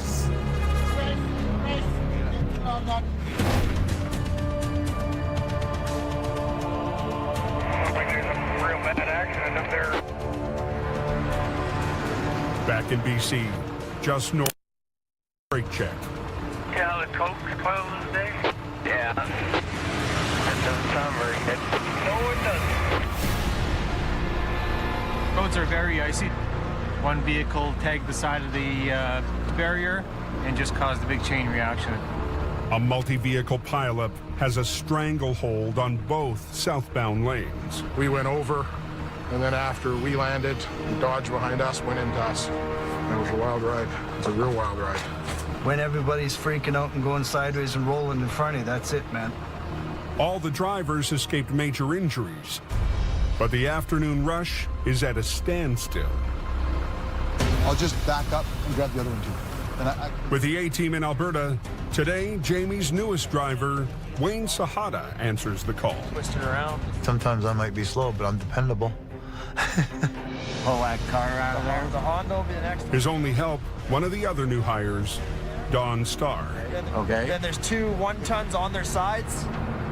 The competition has scooped the big rigs. But Don and Wayne have 5 mangled cars and pickups to recover. There's a couple vehicles that are rolled over. As soon as we get those cleared, then I think we can get 1 lane going. All they've got is an old single-axle wrecker and a flat-deck truck. Here's the program, okay? What we're going to do is take these cars, take them to Zob kiosks and unload them, and then we'll just all of the Zob kiosks, and then we'll double load down or whatever we got to do. Well, we're going to obviously have to come back for more cars. Oh, obviously. I know Don knows what he's doing, but I don't think he knows what he's doing on all aspects. Boom. Show me how it's done. I'll be watching. As night falls, the temperature drops, and the road turns to ice. The line of traffic is growing. Okay, stop. Okay, now down. All right, hold it there, not all the way down. What's the matter? I need a block of wood to get my alarm on. Just don't worry about it. Just enough to lock it. Doesn't matter whether it's in the person. I know, Don. Don, he's a legend in his own mind. He's worked here on the hill forever. Wayne's kind of a city tour guy. Whatever. I know how to tow. Even though Wayne and Don don't really get along, Or lift it back up. I need these 2 guys to work together and pull off a stellar job. It's gonna go on the other side, take the brake off.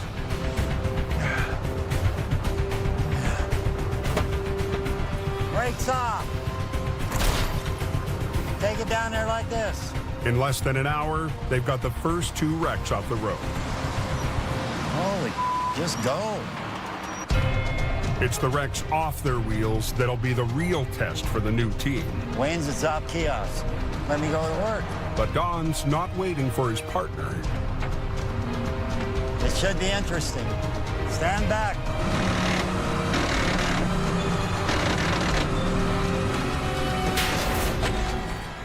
Started pulling, and sure enough, it wasn't going. What broke? The cable. It's never easy when it doesn't work. Don and Wayne are down a winch. Watch that gear, Wayne. Good. All I'm gonna do is pull it the wrong way, Don. You gotta pull. Just pull it. All right.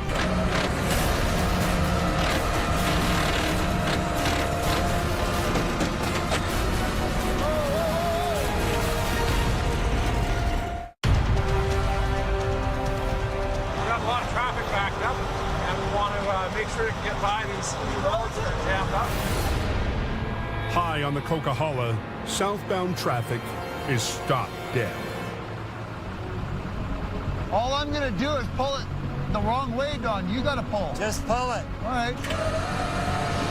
He didn't listen, so I started pulling, and sure enough, it wasn't going. The truck is just sliding over the ice. Dawn Star's already snapped one winch line. We leave the guys in Hope with basically all the older paid-for equipment. It becomes really a struggle for these guys to try to work with the equipment. The only answer is to improvise. Want me to trip it? All I gotta do is back up, put my deck down, push the bottom out, and pull the top. Go for it. Hopefully this works. Ho! Ho! You're gonna have to help me, though. You're gonna have to pull. Yeah, I know. Wayne braces his flat deck against the truck. Okay.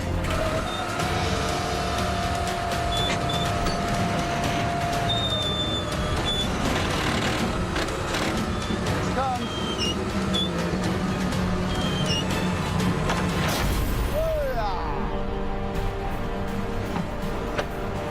Hey. Wayne's not so stupid, is he? Let's get the highway open. Excuse me. Let's get the highway open. It runs.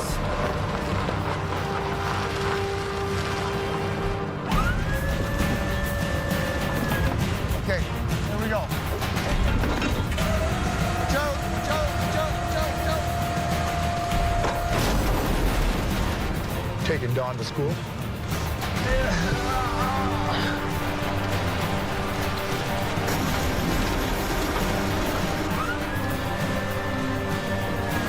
Flip right over. Miracles never cease. Now back, back. There you go. Damn, if we knew what we were doing, we'd be dangerous. Come this way, this way. He does things a little differently than I do, but that's okay. It worked.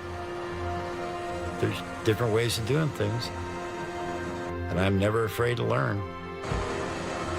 I was really impressed with how they managed to keep everything going. They were working on a wing and a prayer, trying to make this work, to try to stay in business and Hope. I did get the road clear.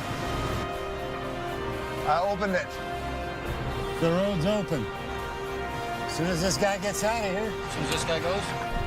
Wasn't perfect, wasn't pretty, but they made it happen. Looks like they must have opened that Coke southbound, eh? Next time on Highway Through Hell. Put the damn chains on. The heaviest snowfall Pretty scary out there. in the history of the highway Don't spin! pushes tower Stop! Stop! and trucker to a standoff. I'm gonna teach him a lesson. A monster wreck hits Unbelievable. at the height of the storm. And Brandon faces off Finally showed up to work. against the boss. Are you not coming back? Be a real manager.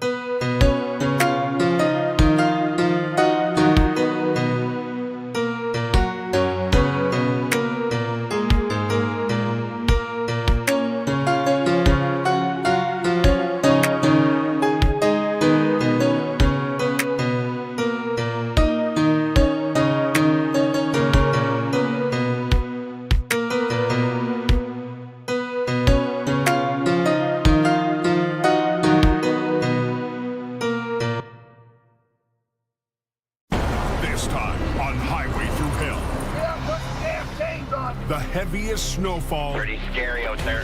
in the history of the highway Don't spin! pushes tower Stop! Stop! and trucker to a standoff. I'm gonna teach him a lesson. A monster wreck hits Unbelievable. at the height of the storm, and Brandon faces off Finally showed up to work. against the boss. Are you not coming back? Be a real.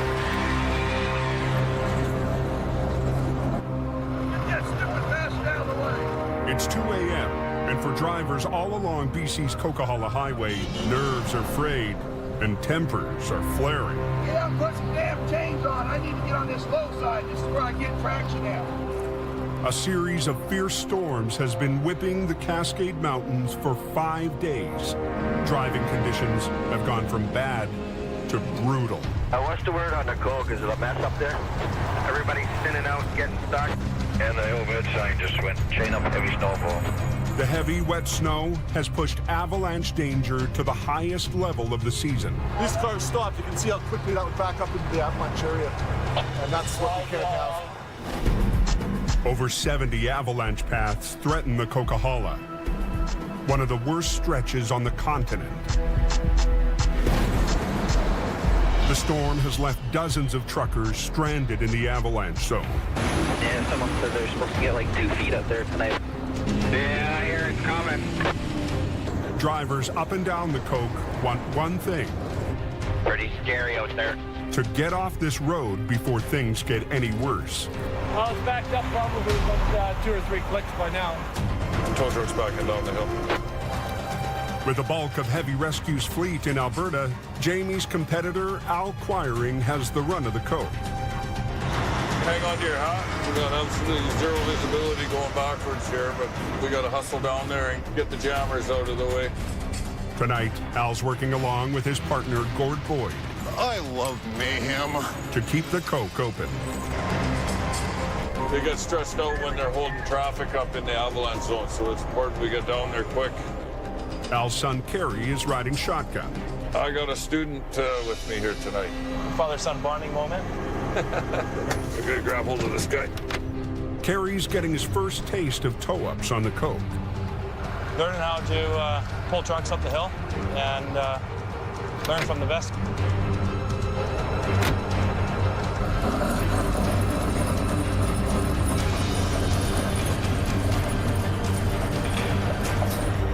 Pull the pin on this guy, and we're gonna go back and grab another one. In less than 2 hours, Al, Kerry, and Gord have pulled more than a dozen semis out of the avalanche zone. It was the worst storm anybody's seen up there in 20 years. Northern Alberta. You want to bring the pickup around the back? It's Jamie's last day before heading to Texas to check on a new addition to his fleet. Let it warm up a minute. And the guys are about to leave for an early morning recovery on Highway 63. I don't know where Brendan is. I don't know, from what I'm getting from this kid, he's about as handy as an ashtray on a motorcycle lately, so. I just don't really know what you're getting into. Like, it's the harshest environment I've ever seen in my life. Yeah. 2 weeks ago, Jamie gambled that his stepson was ready for the extreme conditions in Alberta. Your mommy isn't around here, right? No, I know. But Adam had his doubts. It's minus cold. And so far, Brandon has hit some rough road. I'm gonna buy some heated boots, man. Oh my God.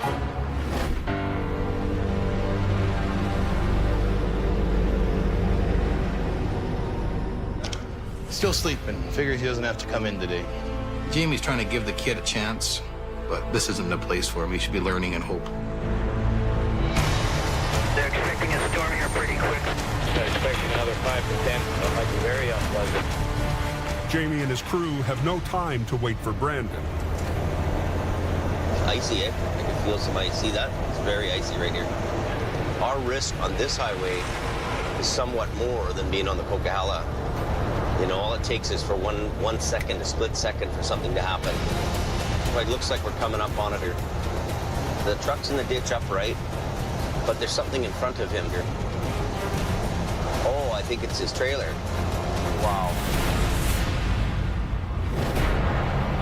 The semi, loaded with plate glass windows, hit ice, spun 360 degrees, snapped the trailer hitch, and crashed into the snowbank.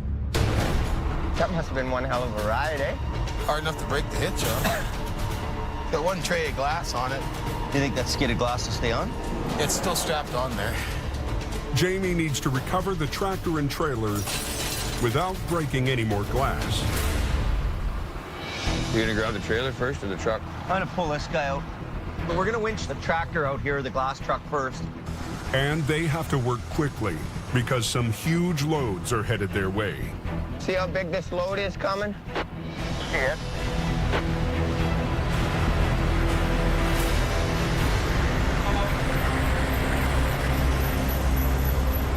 Look at that. That's like having an apartment building drive by you. It just blows my mind every time. Makes a rotator look small, eh? Yeah. There's 4 wide loads altogether. 2 more are coming out of Boyle. And they're as wide as both lanes, so we told them we'll just not be in their way. Wide loads are very, very expensive. The equipment that's being hauled is going to huge job sites. Basically, they take priority over everything. The crew only has a narrow window before the next wide load. We're under huge pressure to get the vehicle out of the ditch and get off the highway. We want to get that in the forehead. So I'm just going to put these in a big long loop. Put the big hook in the middle of the both the loops. Okay. So I'll back up, and I'll get in here, and we'll get hooked up to it. How should we do that Yeah, first? then Lacey, you can drive up to the service road right there. Yeah, okay. And then you can call the tire guy. Yes, sir. I like it when you're the boss and I'm not. Working out. Brandon down here now? Coming right here. Okay, let's go. Grab your sign, let's go. Got the traffic block? Yeah. Okay, I'll pull up. Let's go here.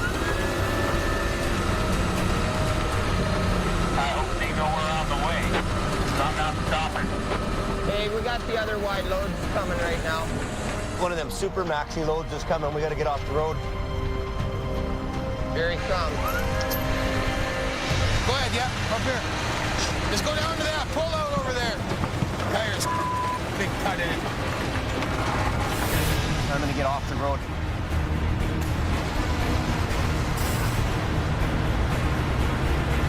They're huge, eh?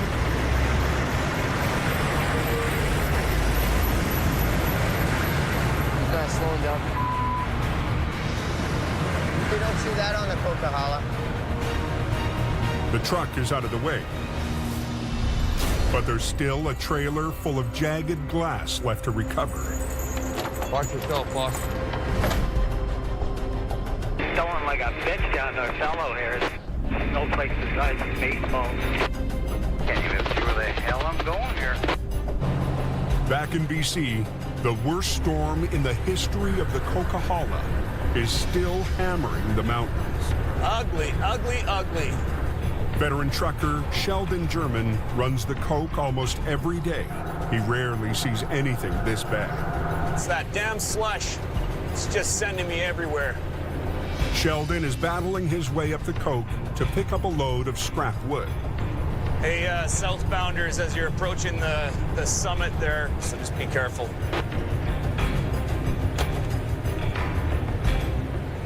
The four-wheelers are doing the Indy 500 southbound. They're just rushing to the pileup party. CVSE, Bucks Canyon, Coderton. Road manager Richard Enns has his maintenance crews working overtime. Around noon, it's supposed to ramp up considerably into the heavy. His biggest concern, a heavy layer of wet snow growing deeper by the hour, increasing the risk of avalanche. We had that prolonged dry cold spell there, so we got significant icy crust, and then all this fresh snow sitting on top of it.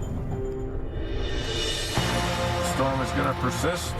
At the Coke Summit, Al and Gord are catching their breath after a long night of tow-ups. But it isn't long before duty calls again. This time, 2 spun-out semis blocking a snowplow. One of the stuck drivers is claiming that he doesn't need a tow. Okay, I'm gonna send Al or Gord down there and motivate him.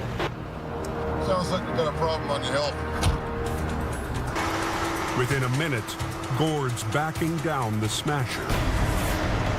It's all about keeping the highway clear. That is our main priority here.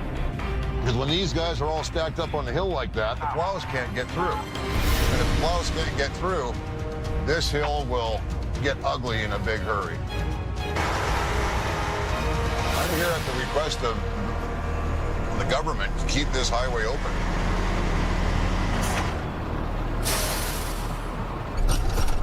We are not going to be long.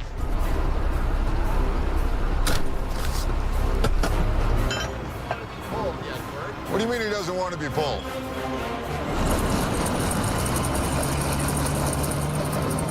Oh, buddy, you're going to tear it apart. Easy. What are you doing? Don't. Stop. Stop. Stop. It's not working, buddy. All you're doing is digging holes. Don't spin. You should know. What are you doing? You're going to tear a driveway and wind up right on top of this guy. And you're blocking a highway. You want to be a hero, pal? You. You're going up the hill whether you like it or not. Not only are you getting pulled up the hill, what? You. I have the authority.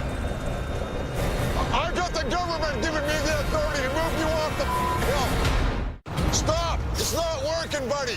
On the coke, a trucker is refusing a tow. Drag him up the hill. Gord is authorized by the government to move anything that's blocking the road. Not only are you getting pulled up the hill, what? You. I have the authority. I got the government giving me the authority to move you off the hill. Hey, you, get in the truck. I'm dragging you up the hill. Want to bet? Want to bet?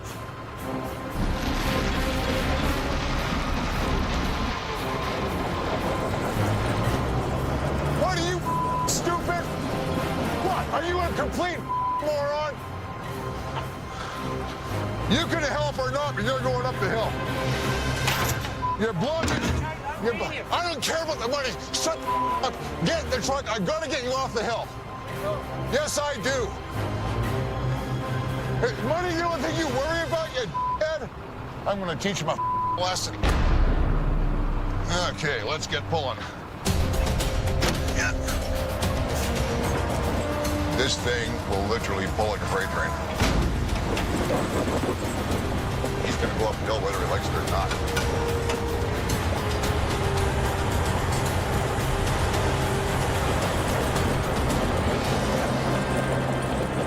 Got this guy lifted out. Welcome to the party, Gord. You just wrap the frame? In Alberta, with a storm on the way, Jamie and his crew rush to flip a trailer loaded with glass. Last one is the loaded Freightliner with stuck in the back. The big loads are past, but the danger isn't. Roads are icy and it catches people off guard because they're clear. You know, we've had more near misses on 881 and 63 than we've ever had in BC. And then, Brandon, after that truck goes by around the corner there, hold yours, okay? This is a whole new world for Brandon. I'm just scared of the potential of him getting hit by a semi. I don't want him getting killed on this highway.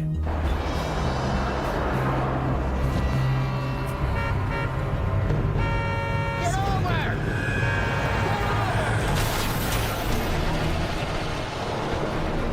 Hit the pickup. Did he hit it? Of course. Well, I was standing here, and this girl comes in sideways towards me and hits her truck. You look at these drivers, and you think, what the goes through your mind sometimes? People. I just about lost it. Scared the absolute bejesus out of me. You got to be extra hyper cautious here. The towing gods aren't always there to look after you. That was crazy. Can we run some line out here? We're gonna pull this over with the glass on it, and hopefully the glass will stay. Maybe. Any issues with the glass actually coming off, do you think? Oh, yeah. Really, eh? Heavy rescue needs to ease the load over. Shattering more of the glass could be costly for the customer and dangerous for the crew. Watch yourself. If that falls, you're going to be wearing it.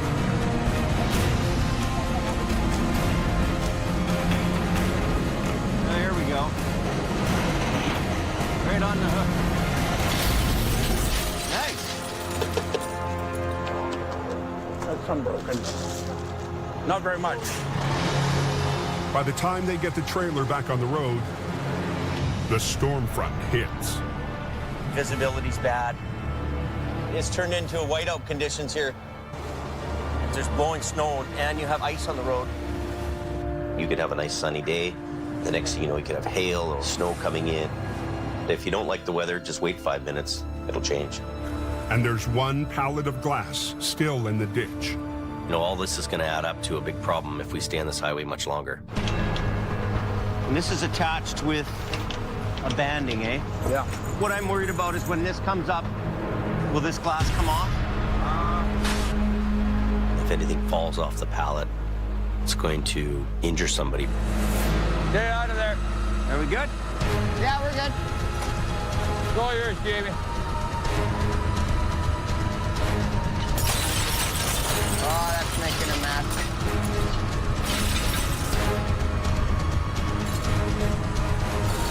I don't want my hand in there. I don't want to lose it. Just stand back in case. 2 feet, 2 feet, 1 foot. Stop. Coming down. Okay. Your hole's still calling to go through.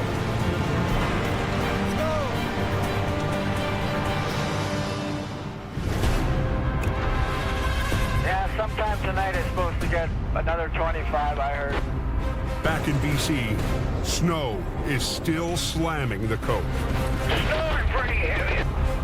You can't see the roof. It doesn't take long in the mountains to accumulate a couple of feet of snow. After a nerve-wracking day on the roads, Sheldon is faced with a white-knuckle return trip home.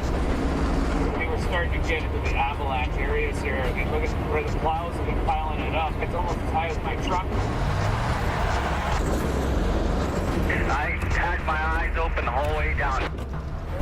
For the past 5 days, Al's been running flat out to keep the avalanche areas clear of spun-out semis.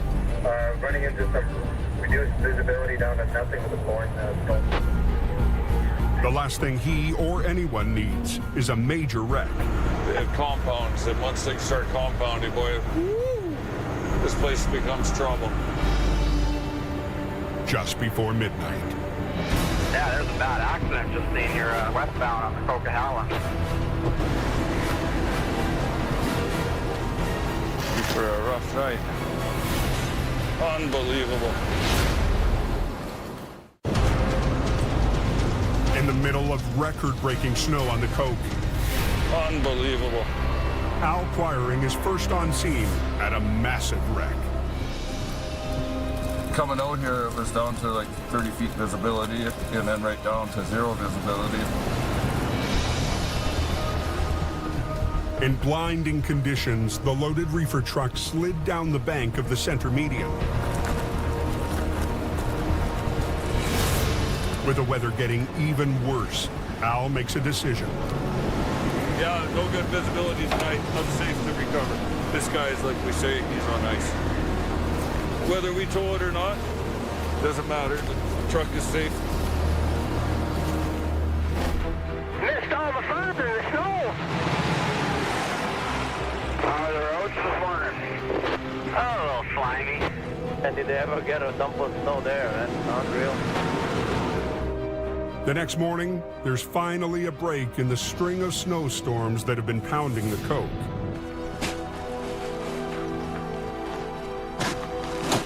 It's the chance avalanche technicians have been waiting for. This is our only window. By about 11 or 12 today, there'll be no flying for probably another 4 days. We're almost done priming the first wave, and then we'll go over the plan with you. Their plan is to use explosives to shake loose the highly unstable layer of snow threatening the highway. We have a known weak layer. We have 100 centimeters of snow on top of that, which is quite a bit. And there's forecasts for upwards of another 100 for the end of the week. Okay, you want me to shut them down? Yeah. Okay. Close traffic, please. Paul, if you copy this radio, the switch are done. They get the all clear to launch their air attack. Okay, copy that. Ready for some bombs. To trigger the biggest slide, they're targeting a cornice, a massive wedge of snow looming over the ridgeline. So you want on top of the corner? Yeah. Yeah, right where the cliff would imaginarily come through it. Okay. Use lid. Bomb away.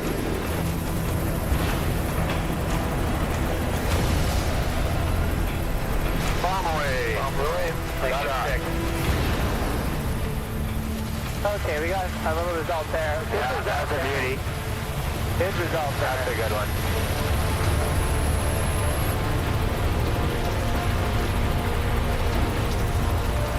That whole side came off, eh? Yeah. That was a very good result, guys.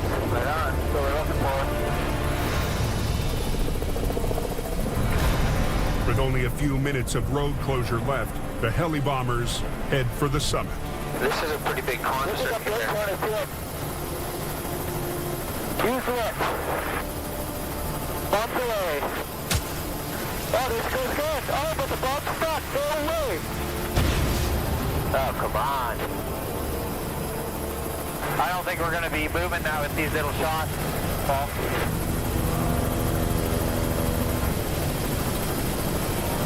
That thing's like permanent stone. The Avtechs have done all they can. With their weather window closing, they'll keep a careful eye on the mountains. With tonight and tomorrow's storm, we're really gonna have to watch that one spot. 3,500 kilometers south in San Antonio, Texas. We're going to basically take you through the plant and show you the entire assembly process. Wow. Jamie's at the Toyota truck plant to pick up a couple of pickups. Another addition to his fleet for his quick response program. I'll just go there and touch it. Is that okay? Yeah, that's okay. A pickup is no different than a wrecker for me. So that gets put on right now. Well, I travel all around the United States or wherever I need to go to look at the equipment. And we use them for traffic control. We use them for fuel delivery, service truck. Oh, okay. It's really cold there, and people can actually die if they're left out on the highway. So if we have a customer waiting for any reason, we'll go out in the tundra and pick it up, pick them up, and bring them in. We're touching it before it's built. I want to know what that pickup looks like. I want to know how they build it. The engine and the axles and the frame are all coming together. So the cab's coming from overhead. We're bringing the frame in here, and we're going to marry the two together. Okay, all pin, eh? Yep, yeah, here you go. Wow. In a matter of seconds, you know, a frame becomes a truck.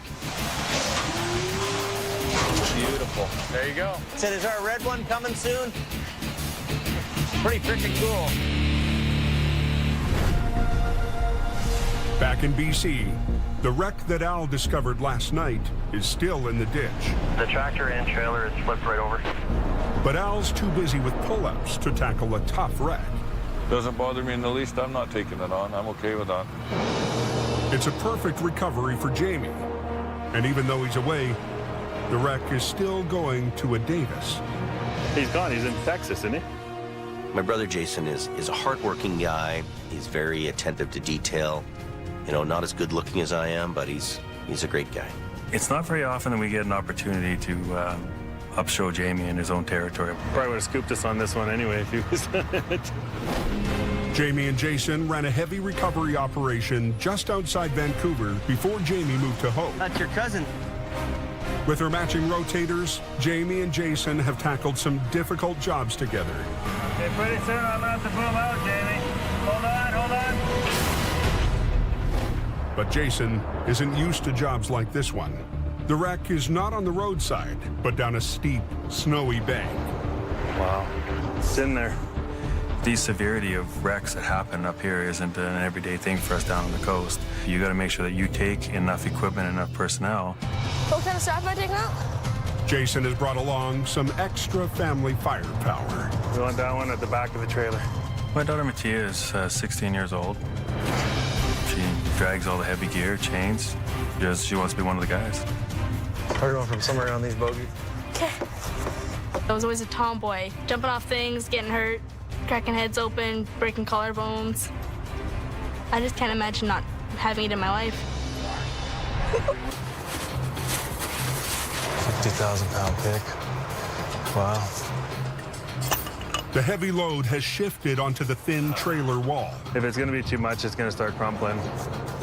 Jason would like to unload the trailer's cargo of frozen food, but the client has a different idea. The customer is adamant on us bringing it up with this load intact. But that comes with a big risk of wrecking the trailer. He's just too far away from the road. He calls on his big brother for some advice. It's got a 15 to 18% grade here. It's almost vertical, the ditch on the side, eh? If I pull, it's going right, pulling right through the trailer wall. It's not that strong. And that's going to expose everything that's there. There's a 70% chance it doesn't work. So after that discussion with Jamie, that the only way we're going to get this vehicle out was with the crane. A 75-ton crane with a massive 40-meter boom. Even a rotator and a tow truck, you would not be able to get that vehicle upright and out of the ditch. Where do you want the crane? Where do you want me to pit? Jason and the crane operator have to find the best position for the lift. You're going to pretty much be taking the whole lane. But space will be tight. Highways will only let Jason close one of the two lanes. With the avalanche threat, it's too risky to have heavy daytime traffic backing up on the mountain.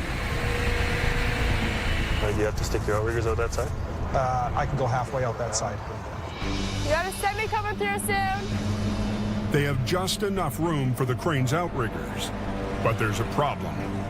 His swing out to the side, too. The crane's counterweight sticks out more than 4 meters behind the cab. If he's 90 degrees, we're shutting down that whole other lane. So you're not going to get that lane. Well, let's see what we can do here. They need the crane to reach the wreck without swinging the ballast into the second lane.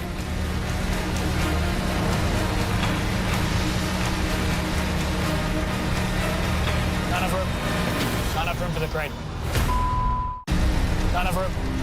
Not enough room for the crane. Jamie's brother, Jason, needs a crane for one of his most challenging recoveries. Well, if they can't give us a lane closure... No, they won't close down this now. There's no way. Without enough room to operate, he has to pull the plug before he can even get started. Back it down, please. Yeah. To be leaving without any success was a real disappointment for the crew. If they can close down the road and I can get sideways to it, I can pick it, right? Kind of ruins your day right quick. Jason doesn't want to accept failure on his brother's turf. He needs a new plan. Never go home empty-handed. Even though Jamie's older and he's got the big stuff, he likes to prove, just like any siblings, that he can do it too. Nowhere to be found, as usual. In Alberta, Jamie's only been gone a few days, and tensions between Brandon and Adam are already escalating. Brandon and Sammy are supposed to be here for some training today, but they've disappeared. Brandon, he runs on his own time. The joys of being the boss's son, I guess.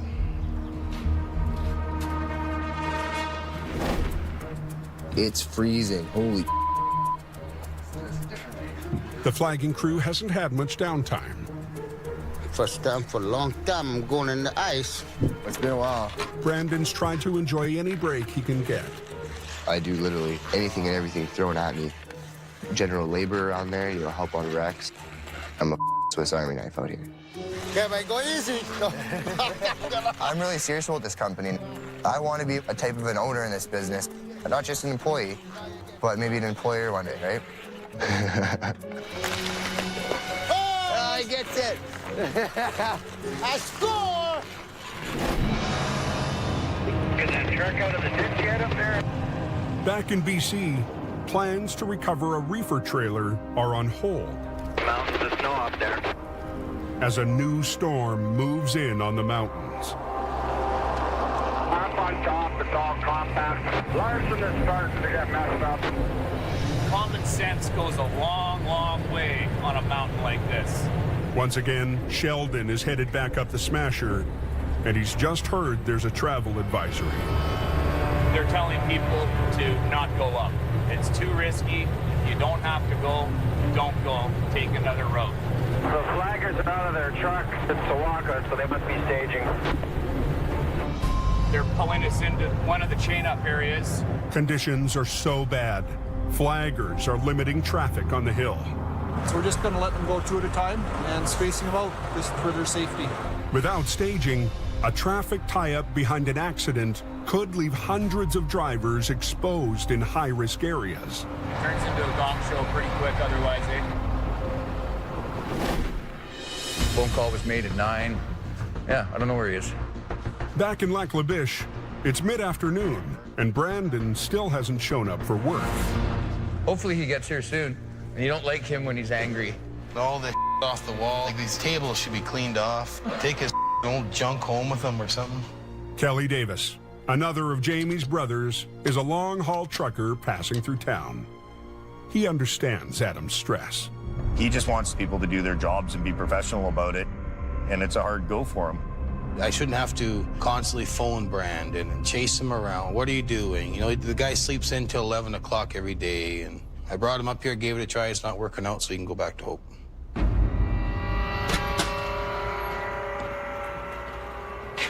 Oh, you guys finally showed up to work?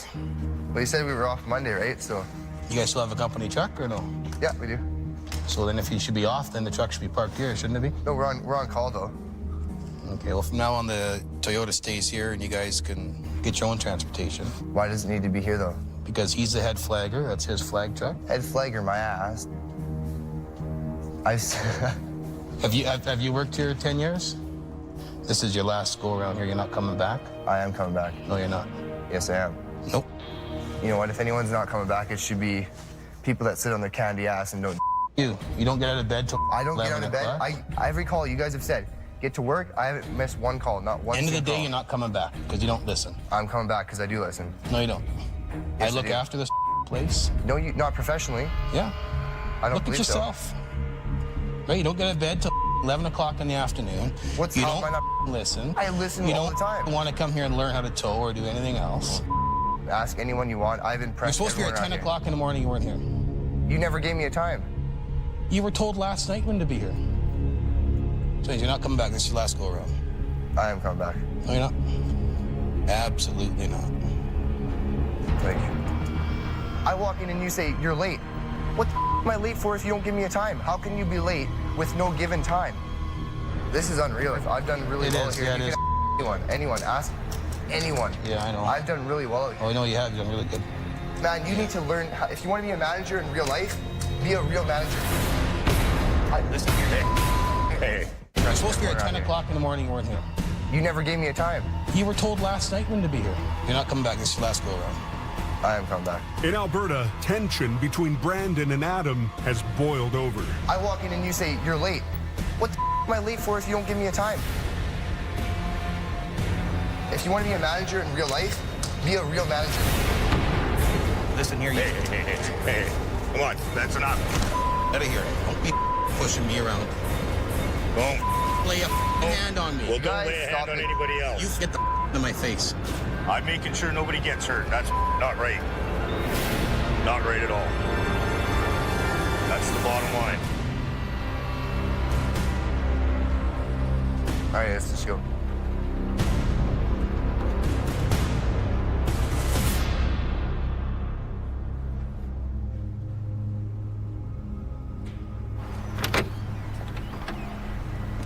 A real manager would have fired his ass the first day.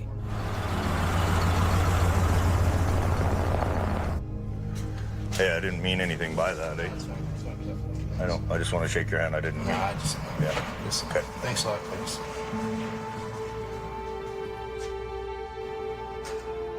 You got pissed off Brandon because he called me manager. For that little say something like that. He doesn't even understand the meaning of hard work or hard times. You try and help the little and he just disses you at every turn. I surrender. I wave the white flag, man. I'll go to work for somebody else.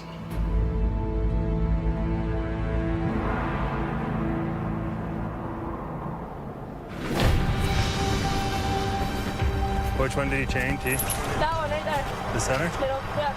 Just after midnight in BC, Jamie's younger brother, Jason Davis, is back for another attempt at the wreck he had to leave behind. Recovery was being done at night just in order for us to achieve the time that we needed. We have a lane closure today, which will allow us to stop traffic so that the crane can get enough working space. After yesterday's failure, Jason will take whatever he can get. I had to talk to Jason on the phone that night about that job. And he was pretty depressed, pretty down, and he was, almost second-guessing himself about how he handled it. I don't got much time, man. With more heavy snow expected, Jason and his daughter, Mattia, get right to work. I can get up over there and walk across. Where? Over there at the front. Oh, go ahead. Just be careful, it's greasy. Yeah. It's quite a trooper, the young lady. I'm 5 feet tall and the snow is up to my head. But get used to it. Okay, you can pull it tight. As long as it stays in the hook, you're okay. Yeah, I'm just making sure it does. Okay, make your way. Jason gives a careful test pull with his rotator and sees a problem right away. This will bite into the trailer like that. That'll bite that trailer and cause a kink in it and weaken the trailer. It's only aluminum, it's very thin. And so you'll pull that strap right through that trailer and cut it in half. I would unload it. Customer doesn't want it done that way. So, basically we have to tell the customer, look, your success rate here is very minimal. Jason plans to use a crane hooked to a series of straps to help spread the load. The crane will then lift from the top, while the rotator pulls from the side. That's what we need him to do, is do the lift, and then we pull. The strap's got to go underneath and come up the roof, and then this way in order to create it to roll. This sucks. This portion of it sucks. Take your hand right to try and get to the bottom. You want to get to the bottom of the trailer. Yeah, I'm on compact snow and it's on my face. You'll live. Snowshoes applicable. Holy. At 12:30, the rest of Jason's crew rolls up. I'll give it a little yank and then see if we can get it enough to get another strap on that bottom. With his rotator, Jason pulls just enough to make space between the trailer and the snowbank. Okay, the sooner the better, guys, eh? We're trying. Can't really see. Tyler and Wayne bringing them down. Okay, we're ready for a crane back here. Something's coming up the road. That'll be our crane. At 1 a.m., the machine arrives that will make or break this recovery. By the way, Dave. So now what we're going to do is get the crane to come in behind me, throw some more straps to support the load. Yeah, fold it. There you go. There you go. Now, their straps are almost in the center, eh? That's where you want me to That's be? where the load is. So how far out do you want me to pit? I want you to go right in the middle if you can. I'll get my boom out there and I'll tell you exactly what I can have. That's a long ways out. Like, that's probably, 60 feet. The farther the crane boom extends, the less weight it can lift. I'm going to put a stop on traffic, okay? I'll stop. Go time. Okay, Ralph, we're shut down, buddy. Swing over.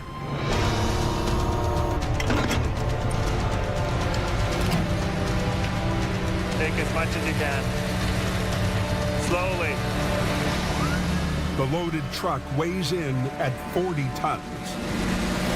Overloading a crane perched on the edge of a drop-off can be disastrous.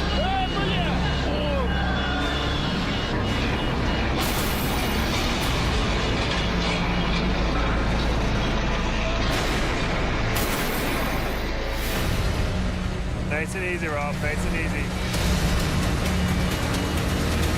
Keep going. Hold it! If I create too much of a horizontal pull on the crane, it's going to skid. In BC, it's 1:30 a.m. For Jamie Davis's brother, Jason, time is running out to recover a fully loaded semi. Nice and easy, Ralph. Nice and easy. Hold it, hold it, hold it. So are you loaded out right now? That's 27. I'm good for 22. The crane operator has extended his boom so far, he can only use a fraction of his lifting power. Hold it! Or risk pulling himself over the bank. It's his job. It has all the ingredients to go sideways. You've got a loaded trailer, customer wants it uploaded. But, the Davis boys don't give up. With a crane maxed out, Jason has to come up with a new plan. Stand back, guys. Using his rotator, he inches the wreck closer to the crane. We had to be over top of it in order to create the lift. With the boom shorter, the crane can lift more. We good? Hold stop. What do you see? Starting to buckle the top. Where I am? Yeah, both. Front and back? Yeah. If those straps were used in the wrong place and pulled on the wrong angle, that trailer could easily just break in half. That one's pulling down. That's where all the weight is. There's so much pressure building on it. The trailer wall is buckling around the straps. Jason needs to redistribute the weight. Want to send somebody with an angle iron for me?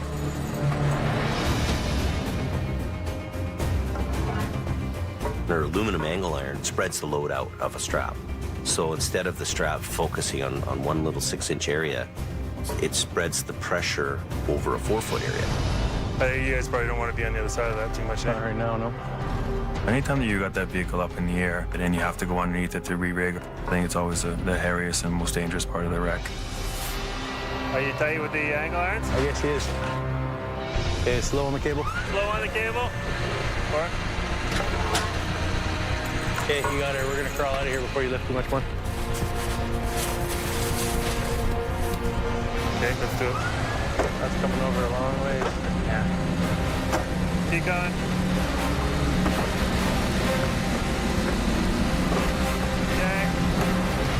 The wreck is almost upright, but now they need to winch the truck up the bank before the trailer wall collapses.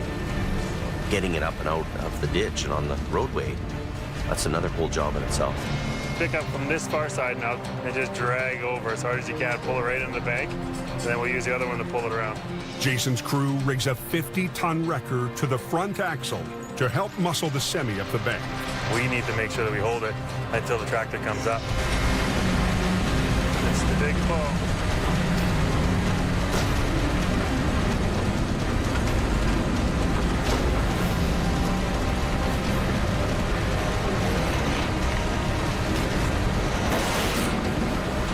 They probably want us out of here soon too, eh?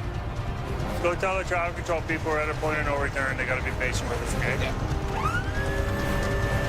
34,000 pounds right here in this corner.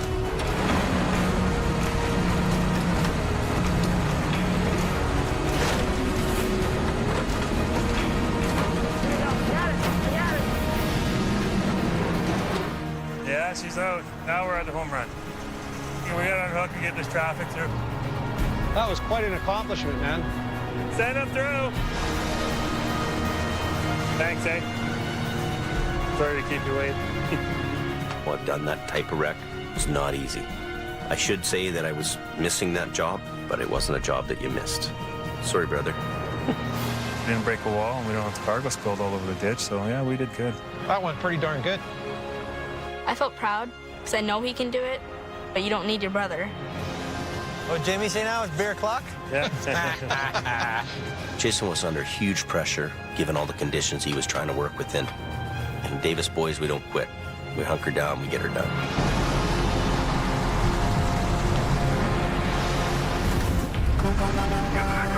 Next time on Highway Through Hell. We have a high avalanche hazard. Stay in your truck. An avalanche paralyzes the coke. We're getting everybody out of here. Pushing heavy rescue There's one fatality. to battle disaster in the canyon. And a tight space recovery threatens to crush the crew in Alberta. Well, now we're... This time on Highway Through Hell. We have a high avalanche hazard. Stay in your truck. An avalanche paralyzes the coke. Nobody can go past. We're getting everybody out of here. Pushing heavy rescue There's one fatality. to battle disaster in the canyon. And a tight space recovery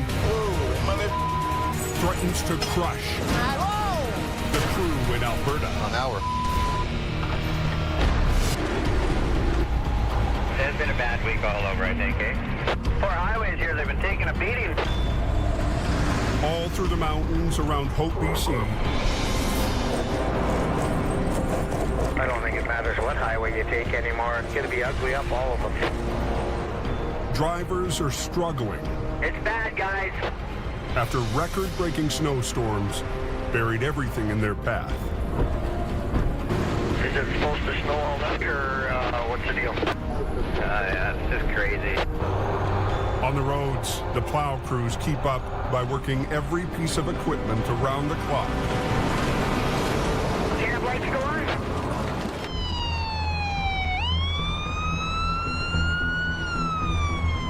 Just after noon, trouble hits on Highway 1 west of Hope. The rollover is on the eastbound side. The head-on is on the westbound side. And it's bad. It's bad. Holy crap, that just happened then.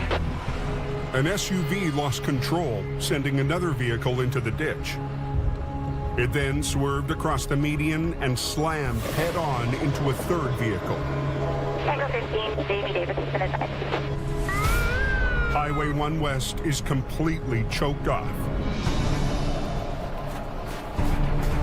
Heavy Rescue's Howie Irwin is on scene within 10 minutes.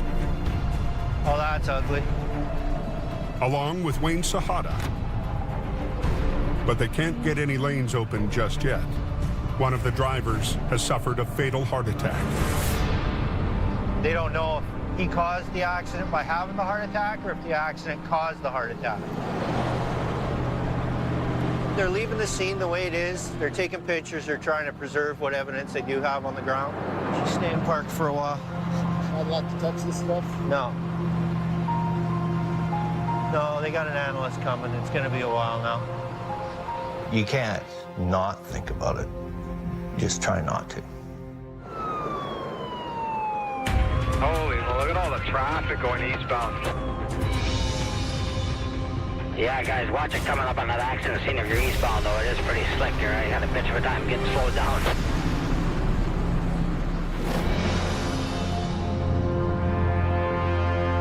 In northern Alberta, Just all off-road on ice, so. Heavy Rescue's Adam Gazzola responds to a call 30 kilometers down a private road.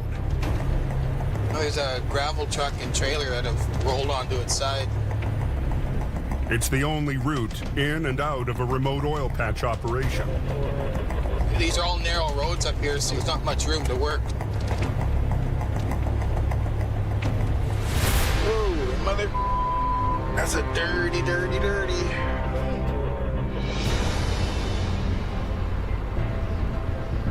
Closed here for a short time. Short time? 92. To pull that truck out of the ditch. It's going to be a long time.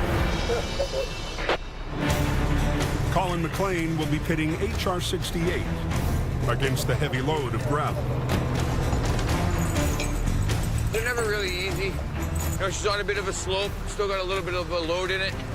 We'll get our chains on it and give it a little tug this way, give it a little tug that way, and eventually she'll come. Take it long, long, long, long, long. Make the chain long. 40,000 pounds of gravel. The first challenge is getting the rig back on its wheels. Airlines are okay on that one? Yeah. But on the narrow road, Adam can't go with his plan A. I'd pull up beside it and put my outriggers down, and I'd be able to get dead onto it and pull. But where we were, it was tight quarters.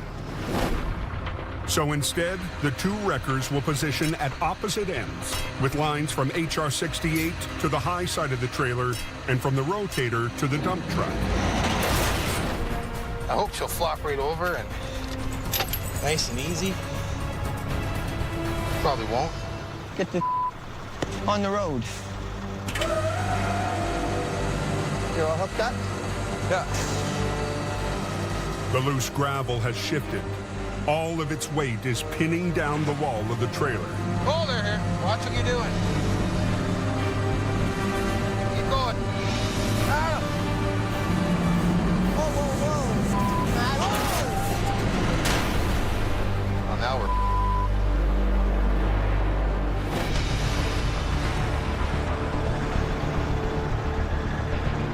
we good to go? Is that the deal? Okay, thank you. Back on Highway 1 in BC, Howie's finally got the go-ahead to start the recovery. Drag it back. Are they welded together? After 2 hours waiting for the investigation, Let's go. I'm ready to go. I'm ready to pull. there are 3 vehicles to recover. Next driver, tell me why the westbound traffic is at a crawl. And Heavy Rescue is feeling the pressure to get the lanes open. So did they open that westbound yet, number 1? No, not yet. They're still working on pulling the cars apart. Good. Close quarters combat. You're in the ditch with them and you're sucking them out and getting them on the road and getting them moving. Try that. Suck it in, yeah. See you back at the yard. After 20 minutes, 2 wrecks are cleared.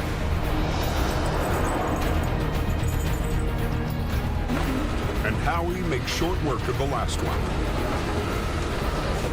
How westbound is open. But today, the snow and the work show no signs of stopping. It's coming down fast and furious up there. The record snowfall pounding the coke This is ridiculous. is causing a dangerous new problem. It is getting pretty nasty up there.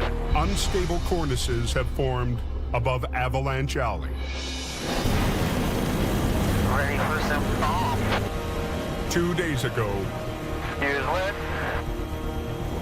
Bomb away. Avalanche technicians made a bombing run during a brief window in the storm. Bomb away. Bomb away.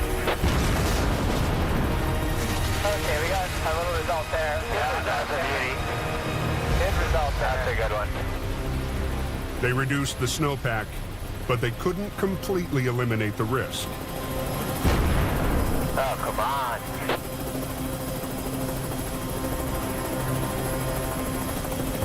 I don't think we're going to be moving now with these little shots. With tonight and tomorrow's storm, we're really gonna have to watch that one spot. With the added snow, the unstable layer could break loose at any time. Welcome to BC. This year has been the worst in 30 years. It's like Snowmageddon happened. And most of Heavy Rescue's fleet is 14 hours away. Bottom line is there's not enough gear here to handle what's going on. I mean, we were forced to move our stuff to Alberta because of competition. Nowhere is the snowpack more threatening than just below the summit. Within a very short period of days, we had 3 meters of snow. It's time to not fool with Mother Nature anymore. We've got an avalanche here between Falls Lake and Rock. It's shut right down. It's an emergency situation. You wouldn't believe how much snow is on that first hill out of Hope. After days of relentless snow on BC's Coquihalla Highway, Hope to get pulled up here before it snows anymore. the mountains have hit their breaking point. We've got an avalanche here. It's about 4 feet deep in the center lanes, and there is some tree branches in the mix. Highway Supervisor Richard Enns is first on the scene. Yeah, Highway 5 is closed. Avalanche up top. Don't come this way. Richard Enns has a huge weight of responsibility on his shoulders. He's the eyes and ears of what's going on around there. There's some tree branches in it. 10-4. Oh, that came from above. We're going to go to high hazard, and we're going to close the road down so we reassess. Copy that. We have an avalanche that has run further than it has in a long time. We have to expect some surprises. We need to recognize that maybe this won't be business as usual. Highway closed, or just nobody's going anywhere? It's closed for a while. At either end of the debris field, A long line of traffic sits trapped in the avalanche zone. When you have avalanches occurring, there's a high likelihood that there'll be more. Yeah, Pete, can you and AEL start turning around all traffic at Box Canyon and head them south? You guys in the plow trucks, you copy that? Widen out both north and southbound sides of the crossover there so that we can turn all vehicles around there? Yeah, you bet. Nobody can go past. Obviously, we don't want anybody heading south into the zone. We're detouring everybody around and heading them back to Merritt. We're getting everybody out of here. Richard's priority, turning around the traffic stuck on Snowshed Hill. We have a high avalanche hazard. We're at risk right here. Stay in your truck, close your window, and the tow truck's coming to get you. We will be U-turning everybody and sending them on their way.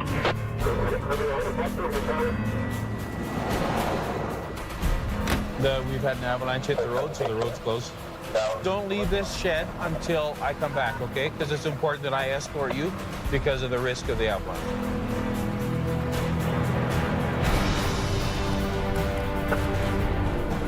Now I'm turning the small ones around, and I'll get Gord to take these semis up to the top and turn them as up.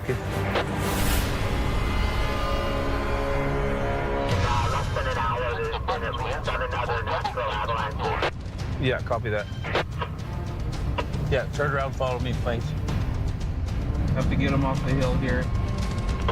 An accident waiting for a place to happen. Get the heck out here. Just gonna send these 3 small ones through, Leo. With the final blockage removed, Richard and his team send the traffic out of the danger zone. But the Coke remains closed indefinitely. This is a wicked mountain highway, and we've all run from that mountain with our tails between our legs. We all battle the mountain, but if Mother Nature wants to win, it wins. Watch yourself on these cables. In northern Alberta, heavy rescue struggles to flip a gravel truck and trailer that ran off the road.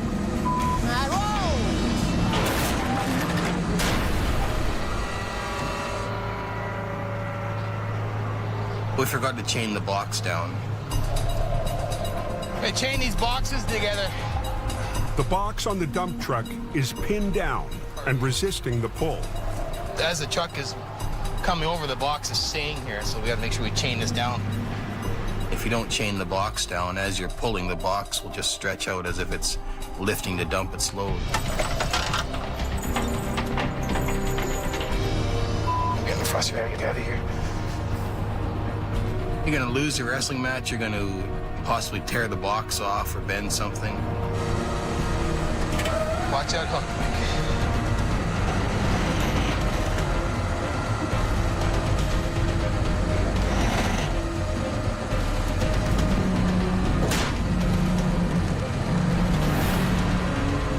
Go a bit more. Doesn't want to sit down. We got all that gravel on that side, eh? Yeah. I don't want to with it right now. It's going to go over. Colin will reposition for a better angle, but first, he has to unhook from the trailer. Go down and get turned around as quick as you can. I was taking a pretty big gamble unhooking the one truck to reposition it. What do you think this guy does? Do you think he can do it a little quick, or? The gamble is we're going to turn this thing back upside down again and lose all the work we just did. Possibly do more damage to it. I got this.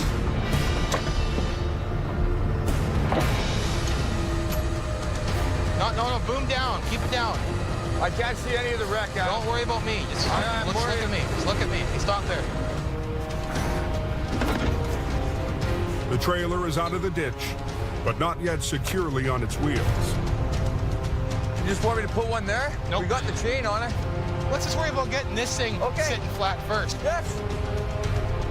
I was pretty concerned, right? I thought, oh, this thing's gonna go back over. A little at a time, right? Don't get greedy.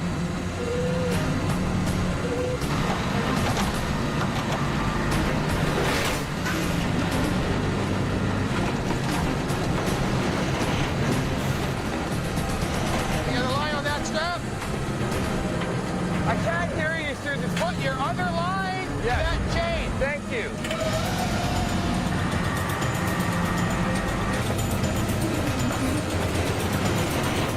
Trailer's on the ground. Stop there. Adam does a final pull to get the dump truck back on the road while Colin holds the trailer box in place. Get these chains off the front axle. Take it right. Take them off.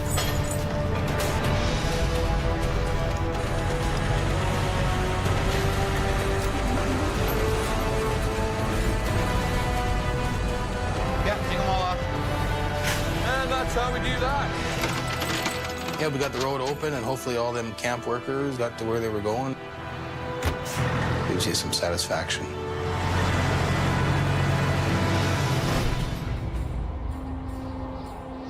Back in BC, It's not open. It's closed, boys. avalanche danger has closed the Coke for the last 9 hours. All traffic through the mountains diverts to highways 1 and 3. The minute Coke shuts down, the accident risk almost doubles on these other two highways. At 11:25 p.m., They got a truck blocking both directions at Sunday Summit, so. Howie Irwin heads an hour east of Hope on Highway 3. I gotta go out there, straighten them out, and get them off the hill. Anybody know what's going on with Highway 3? Pretty scary out there. If I get called out for one by the highways crew, usually I'm gonna get 2 or 3 more. He'll have to move another stuck semi out of the way just to reach his customer. I gotta flip around here. Roger that. Howie backs up the hill to line up for the tow.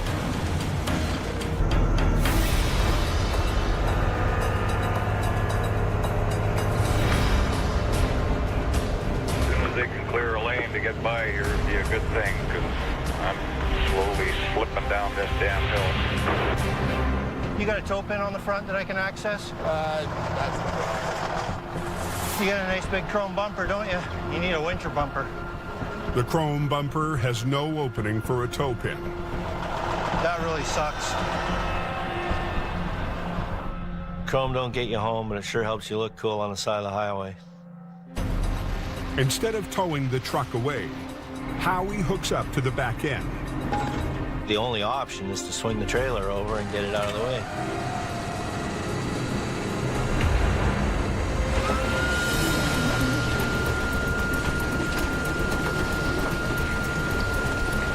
They just wanted to get the road open so the plow truck could come through and lay down a layer of sand because the whole hill and corner was all iced up. Plow's spinning out. Just went out. There goes the sand truck. If he can't get traction, it's bad for everybody else. But that's not stopping impatient drivers from making a run for it in the open lane.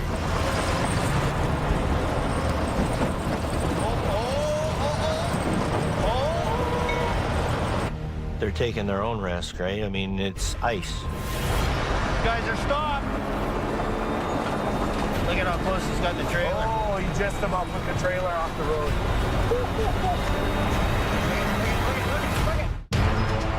Guys are stopped. It's a bad night near Sunday Summit on BC's Highway 3. They always get impatient. Can't get the road open fast enough. Truckers aren't waiting for the snow clouds to clear an icy hairpin turn. Look at. That guy stopped, the one around the corner stopped, and this guy's got to come to a stop. If drivers keep rolling around the blind corner, they could smash right into the stopped trucks. Don't let them anymore go. No one's going anywhere until the plows clear the road. This guy's going to be camped out for about an hour, waiting for the salt and the sand to do its thing. I'm going to go get that other B train. It's still parked in the middle of that corner.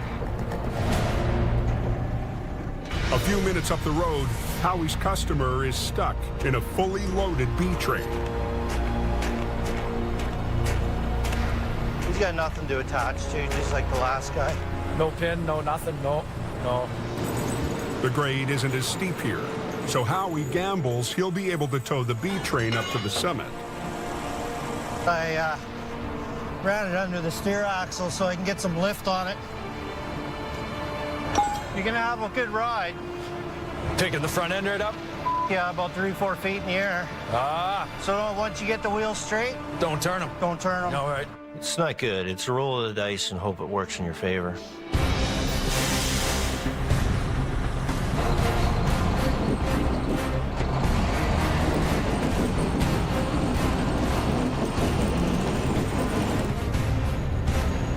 Come on, dude. Give me some help.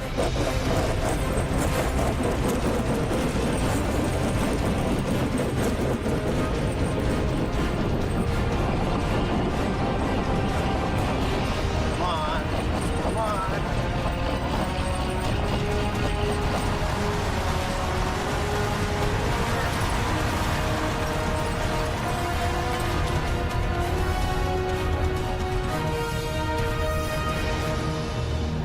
Smell the rubber.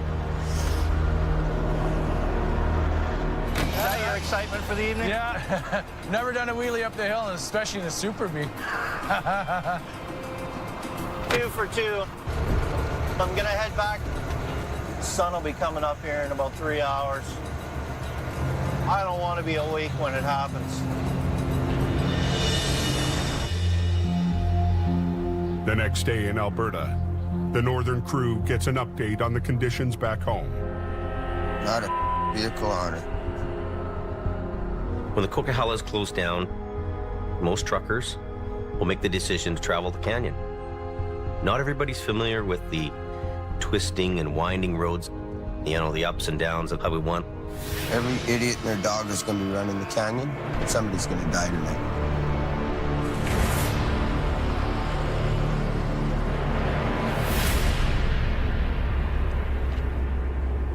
Now, what happened, you know? There was a tanker that collided with some vehicles. There was a car passing on a double solid.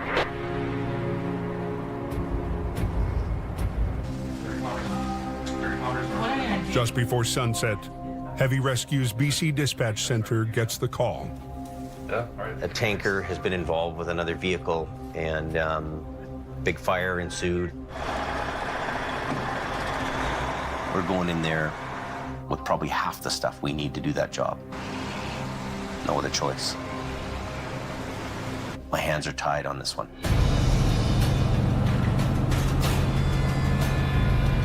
First man out of the gate is me. All I know is it's one up trailer and a bunch of carnage in the middle of the road. It's an hour and a half to 2 hour drive to where the crash is. It's going to be a mess, and it's going to take some cleanup time, so we need to get up there as quick as possible. Should be right here somewhere. Got flashing lights up ahead. There's cops way up there.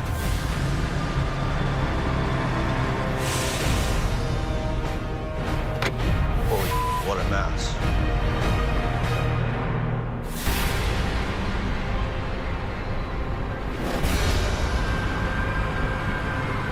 An SUV lost control while trying to pass a camper on a bridge. It hit the camper and the barrier, then headed straight for an oncoming tractor trailer carrying 45,000 pounds of flammable formaldehyde. That tractor there's nothing left of it. The back tires, there is rubber on it still. Is there? Okay. The fuel tank is still smoking. It's hot. Any idea when it's going to be open? Yeah, it's closed for the next 12 to 24 hours. Highway 1 is closed in both directions. A big hit to the economy, but nothing compared to the human cost. There's one fatality. I'd heard that somebody had died, passed away, so. It was a young passenger traveling in the SUV. And then it just becomes mechanical. What do I got to do to clean this up and open the road? For that, he's got help. Jamie's lead swamper, Sammy, and Brandon, back in BC after a flare-up with Adam. The trailer is towable, but not the burned-out tractor.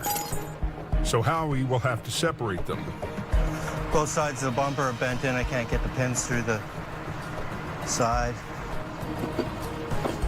The challenge is to be able to grab a hold of it. It's just a royal pain in the ass to move. That's good enough. Because I'm just going to pick it up, and then I'm just going to hang my chains under it and grab it and go. Just go straight in.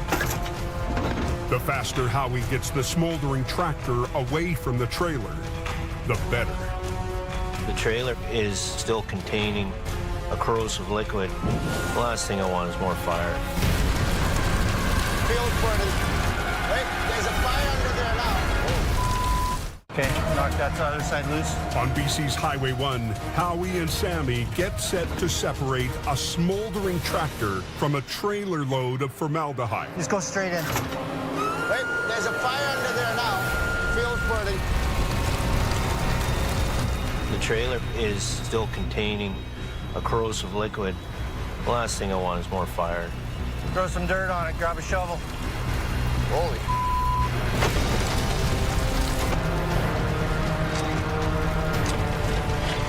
You gotta get the fire out. You gotta work harder, faster.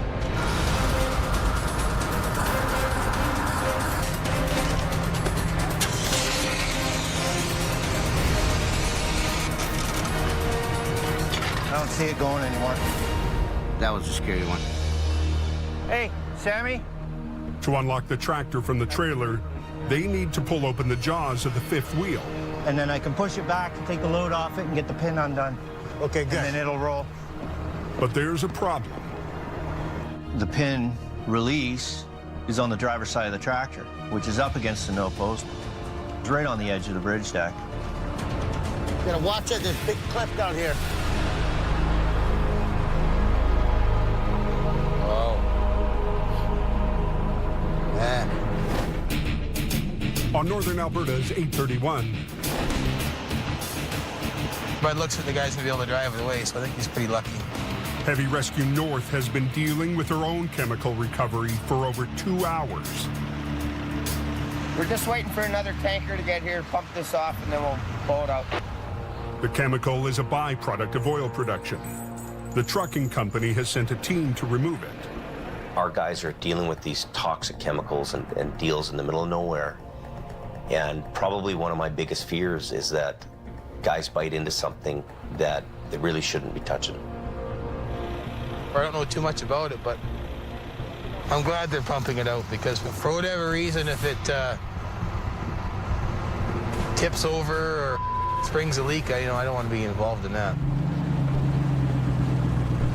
Well, he's gonna come right in through here, tucked in tight on this road. Is that him? The plan is to pump the dangerous cargo into another tanker. Okay, you stop him. This is like a big air compressor. It's blowing air in. There's a tube in the trailer that the product will go up the tube, across our pipe, and in, back into this trailer that on the road. Can I get you to stand and just kind of stabilize that hose? Yeah. Yep. The containment crew can't afford to spill any of the load. We don't want to take that chance, so.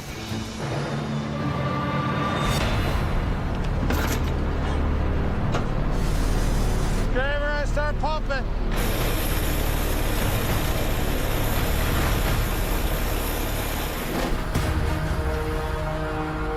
Back on Highway 1 in BC, I need the light. Heavy Rescue is working to clear a damaged tanker off the narrow bridge. Oh. Man. Sammy's got to open the fifth wheel to free the trailer, but he's working in a confined space with a steep drop just inches away. Is it not wanting to go? Well, I might. Just let me get a good grip. Oh. Yeah. Okay, give me a second. I might have to push backwards on it, eh? Hey, our legs up here, eh? Right close to the wheel and everything. Okay, well, I'll just stay on the concrete. Not really, because the clamp. Yeah. There's a clamp going down. doesn't leave us a lot of room to make a pull. Let's see here. Show me this. Straight down. Yeah, I'm serious. That's what I'm saying. You can't stand out 4 feet beside it and just put your foot against the wheel and give it a good tug. It's probably 50 feet to the bank, but it's another 100 down the bank. Yeah. Let me put one leg out and one leg down. Okay, this. You got Sammy sitting on the no post like he's riding a horse. He's got one leg on either side of it. There's nothing on one side. Okay, watch yourself, yeah. You pull, I'll push. I had him pulling on the handle, and I got in between the tandems, got in there with my hand, and I pulled on the handle while he was pulling on the extension. There we go. Yeah, baby. It's good. Teamwork, Howie. Teamwork. Okay, get back on this side. Okay, I got it. So between the two of us, we got enough force against it that it would come undone. Now, Howie has to wrestle the mangled tractor free. Every time you touch it, it disintegrates further and further and further, and it just becomes an absolute nightmare. Yeah, I'm just going with it like this.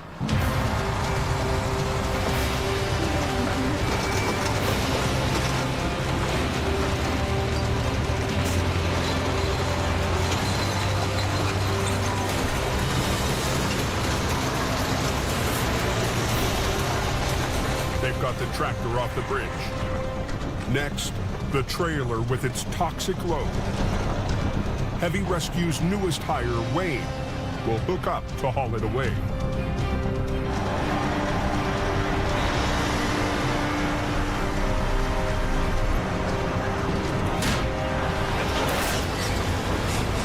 Every time he got that trailer right to the peak, just to the point where the fifth wheel plate's just about to cam over and flatten out, he threw the clutch in. And the weight of the trailer would spit him out. Don't do that on the bridge deck. Big deal is every time he drops it, he's dropping 42,000 pounds of formaldehyde. Bang, right on the deck. It's like a jackhammer. Oh, you.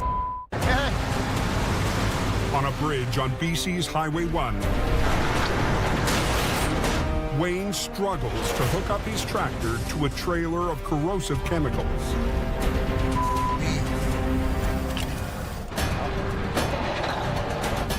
You're aware that this is a pressure vessel full of formaldehyde, right? Well, how am I going to get under it? I know. Well, once you get under it, don't slow down. Don't push that clutch in. Well, whatever.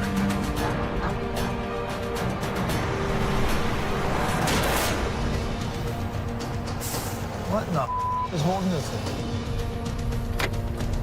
I tried to hook up. I couldn't. It was like if I had this much more room, I could have got it, but I couldn't. Where's the pin right now? Not anywhere near where it needs to be. Get out of the way. I was none too happy about it at the time. I had to pick it up with the wrecker and move it out into the middle of the road so he had more room to maneuver. To get the trailer in a better position, Howie attaches a fifth wheel plate so his underlift can hook on.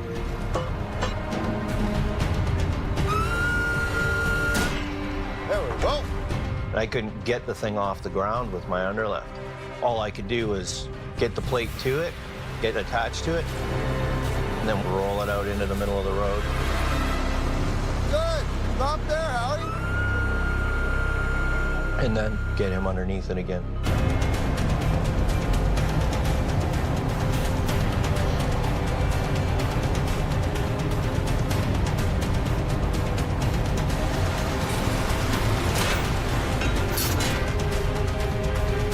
Yep, I think I got it. The toxic cargo heads back to the yard. Move it safely. Get it out of there. Get it away from me. I really don't want to have anything to do with it. But he still has to clear the SUV where a young passenger lost his life. The hardest kind of recovery for Howie. Somebody makes a poor choice. never good. It's the same poor decision that somebody else made 9 years ago that killed my dad in a traffic accident, so.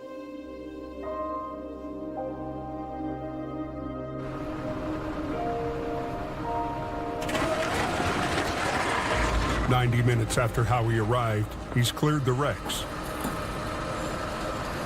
Okay, let him go. We're done. But his own recovery is far from over. That's what I got to deal with.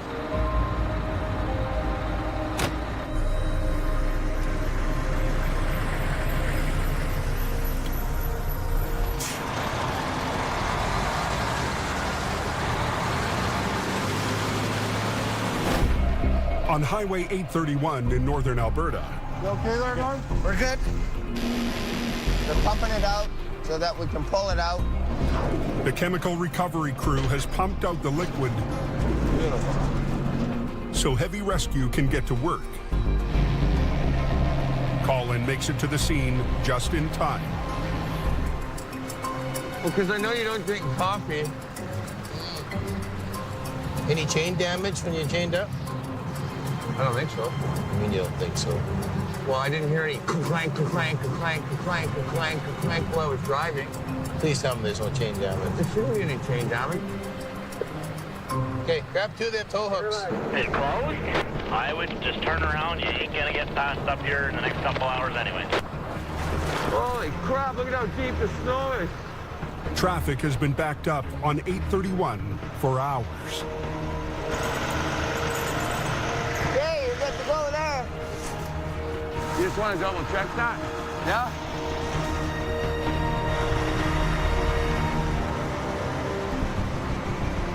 They win. Whoa, good.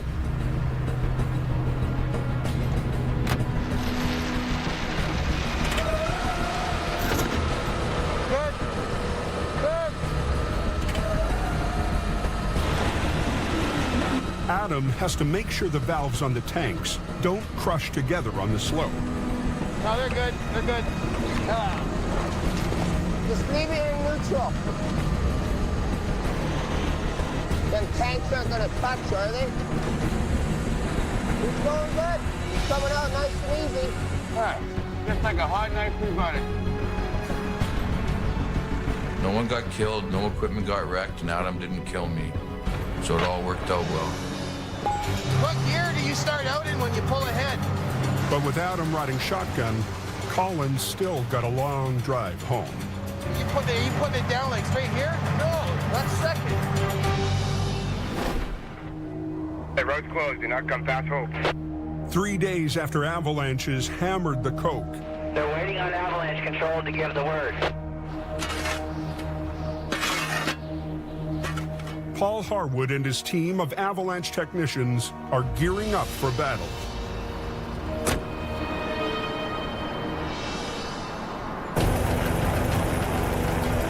The techs have a small window in the weather to break up the snowpack that threatens the highway.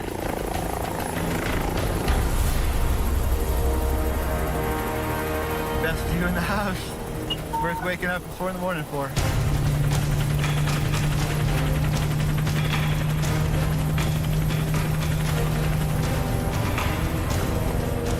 That corner is gonna go. You're hitting the ones that are most likely, that you think are the ones that are going to generate the largest avalanches.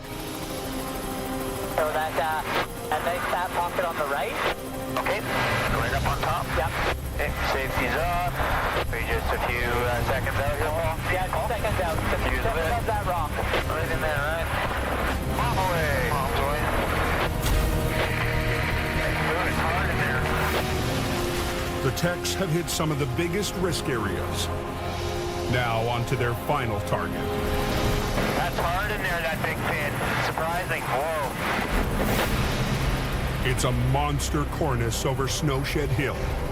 If they can clear it, the highway could finally reopen.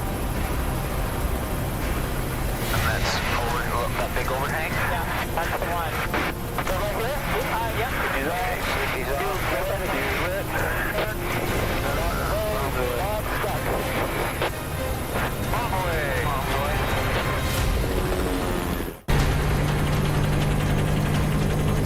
above the summit of the Coke, avalanche techs are fighting a mammoth cornice of snow. Okay, first one to 12. Okay, long final here.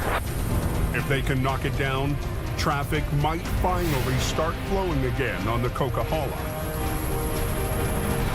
This is a pretty big corner. This is a big corner, Richard from Paul, we're doing the shed, so if the loader wants to stay out of the southbound, that'd be great. Copy that. That's hard in there, that big pin. Surprising. Whoa. So that big one that's over, look, that big overhang? Yeah, that's the one. So right here? Yep. Safety's off, safety's off. Hey, got a bird. Stuck. Okay, let's head down.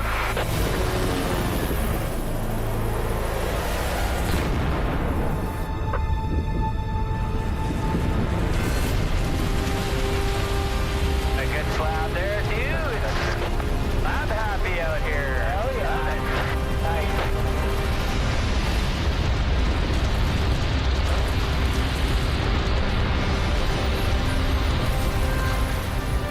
They might get a little dusting down there.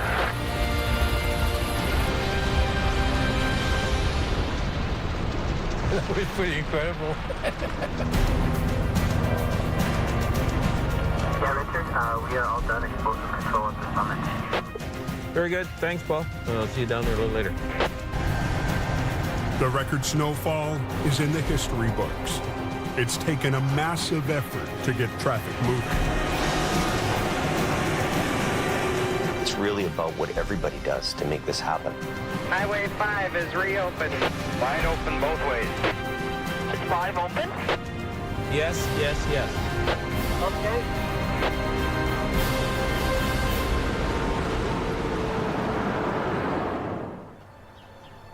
Down at the yard, there's one person who's not in the mood to celebrate.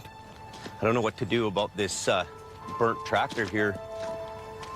Howie's still shaken after yesterday's fatal wreck. Oh, yeah. Pretty bad accident, though, eh? Yeah, it was nasty. Yeah. Get the job done first, think about it second. Mm-hmm. It's not until you get home, right? Mm-hmm. Yeah, that's when you start soaking it in. Yeah, I know. There's no real mechanism for you guys when you get out, or us guys, you know, when we're doing these jobs, to see any of that, you know, to counseling. It's not really offered in our business too much, but it's something maybe I should offer to you. I think I'm too far gone. I've kind of written myself off. I don't know how much it'll help or if it'll help, but at least it'll give me somebody to talk to about it. Right? Mm-hmm, mm-hmm. Yeah, I'd go. I'll go make those arrangements for you. Thanks, James. Next time on Highway Through Hell. Wrong. A huge breakdown and a high-tech recovery. Both highways are going to be shut down? We keep going? Choke off the route to the north. It's got to be enough there. What do we got here? A simple job for Colin Release all your brakes. turns into a marathon. Okay, go ahead. And a loaded semi It's coming. It's going to go here. on a narrow curve Watch yourself. cuts it close for Jamie.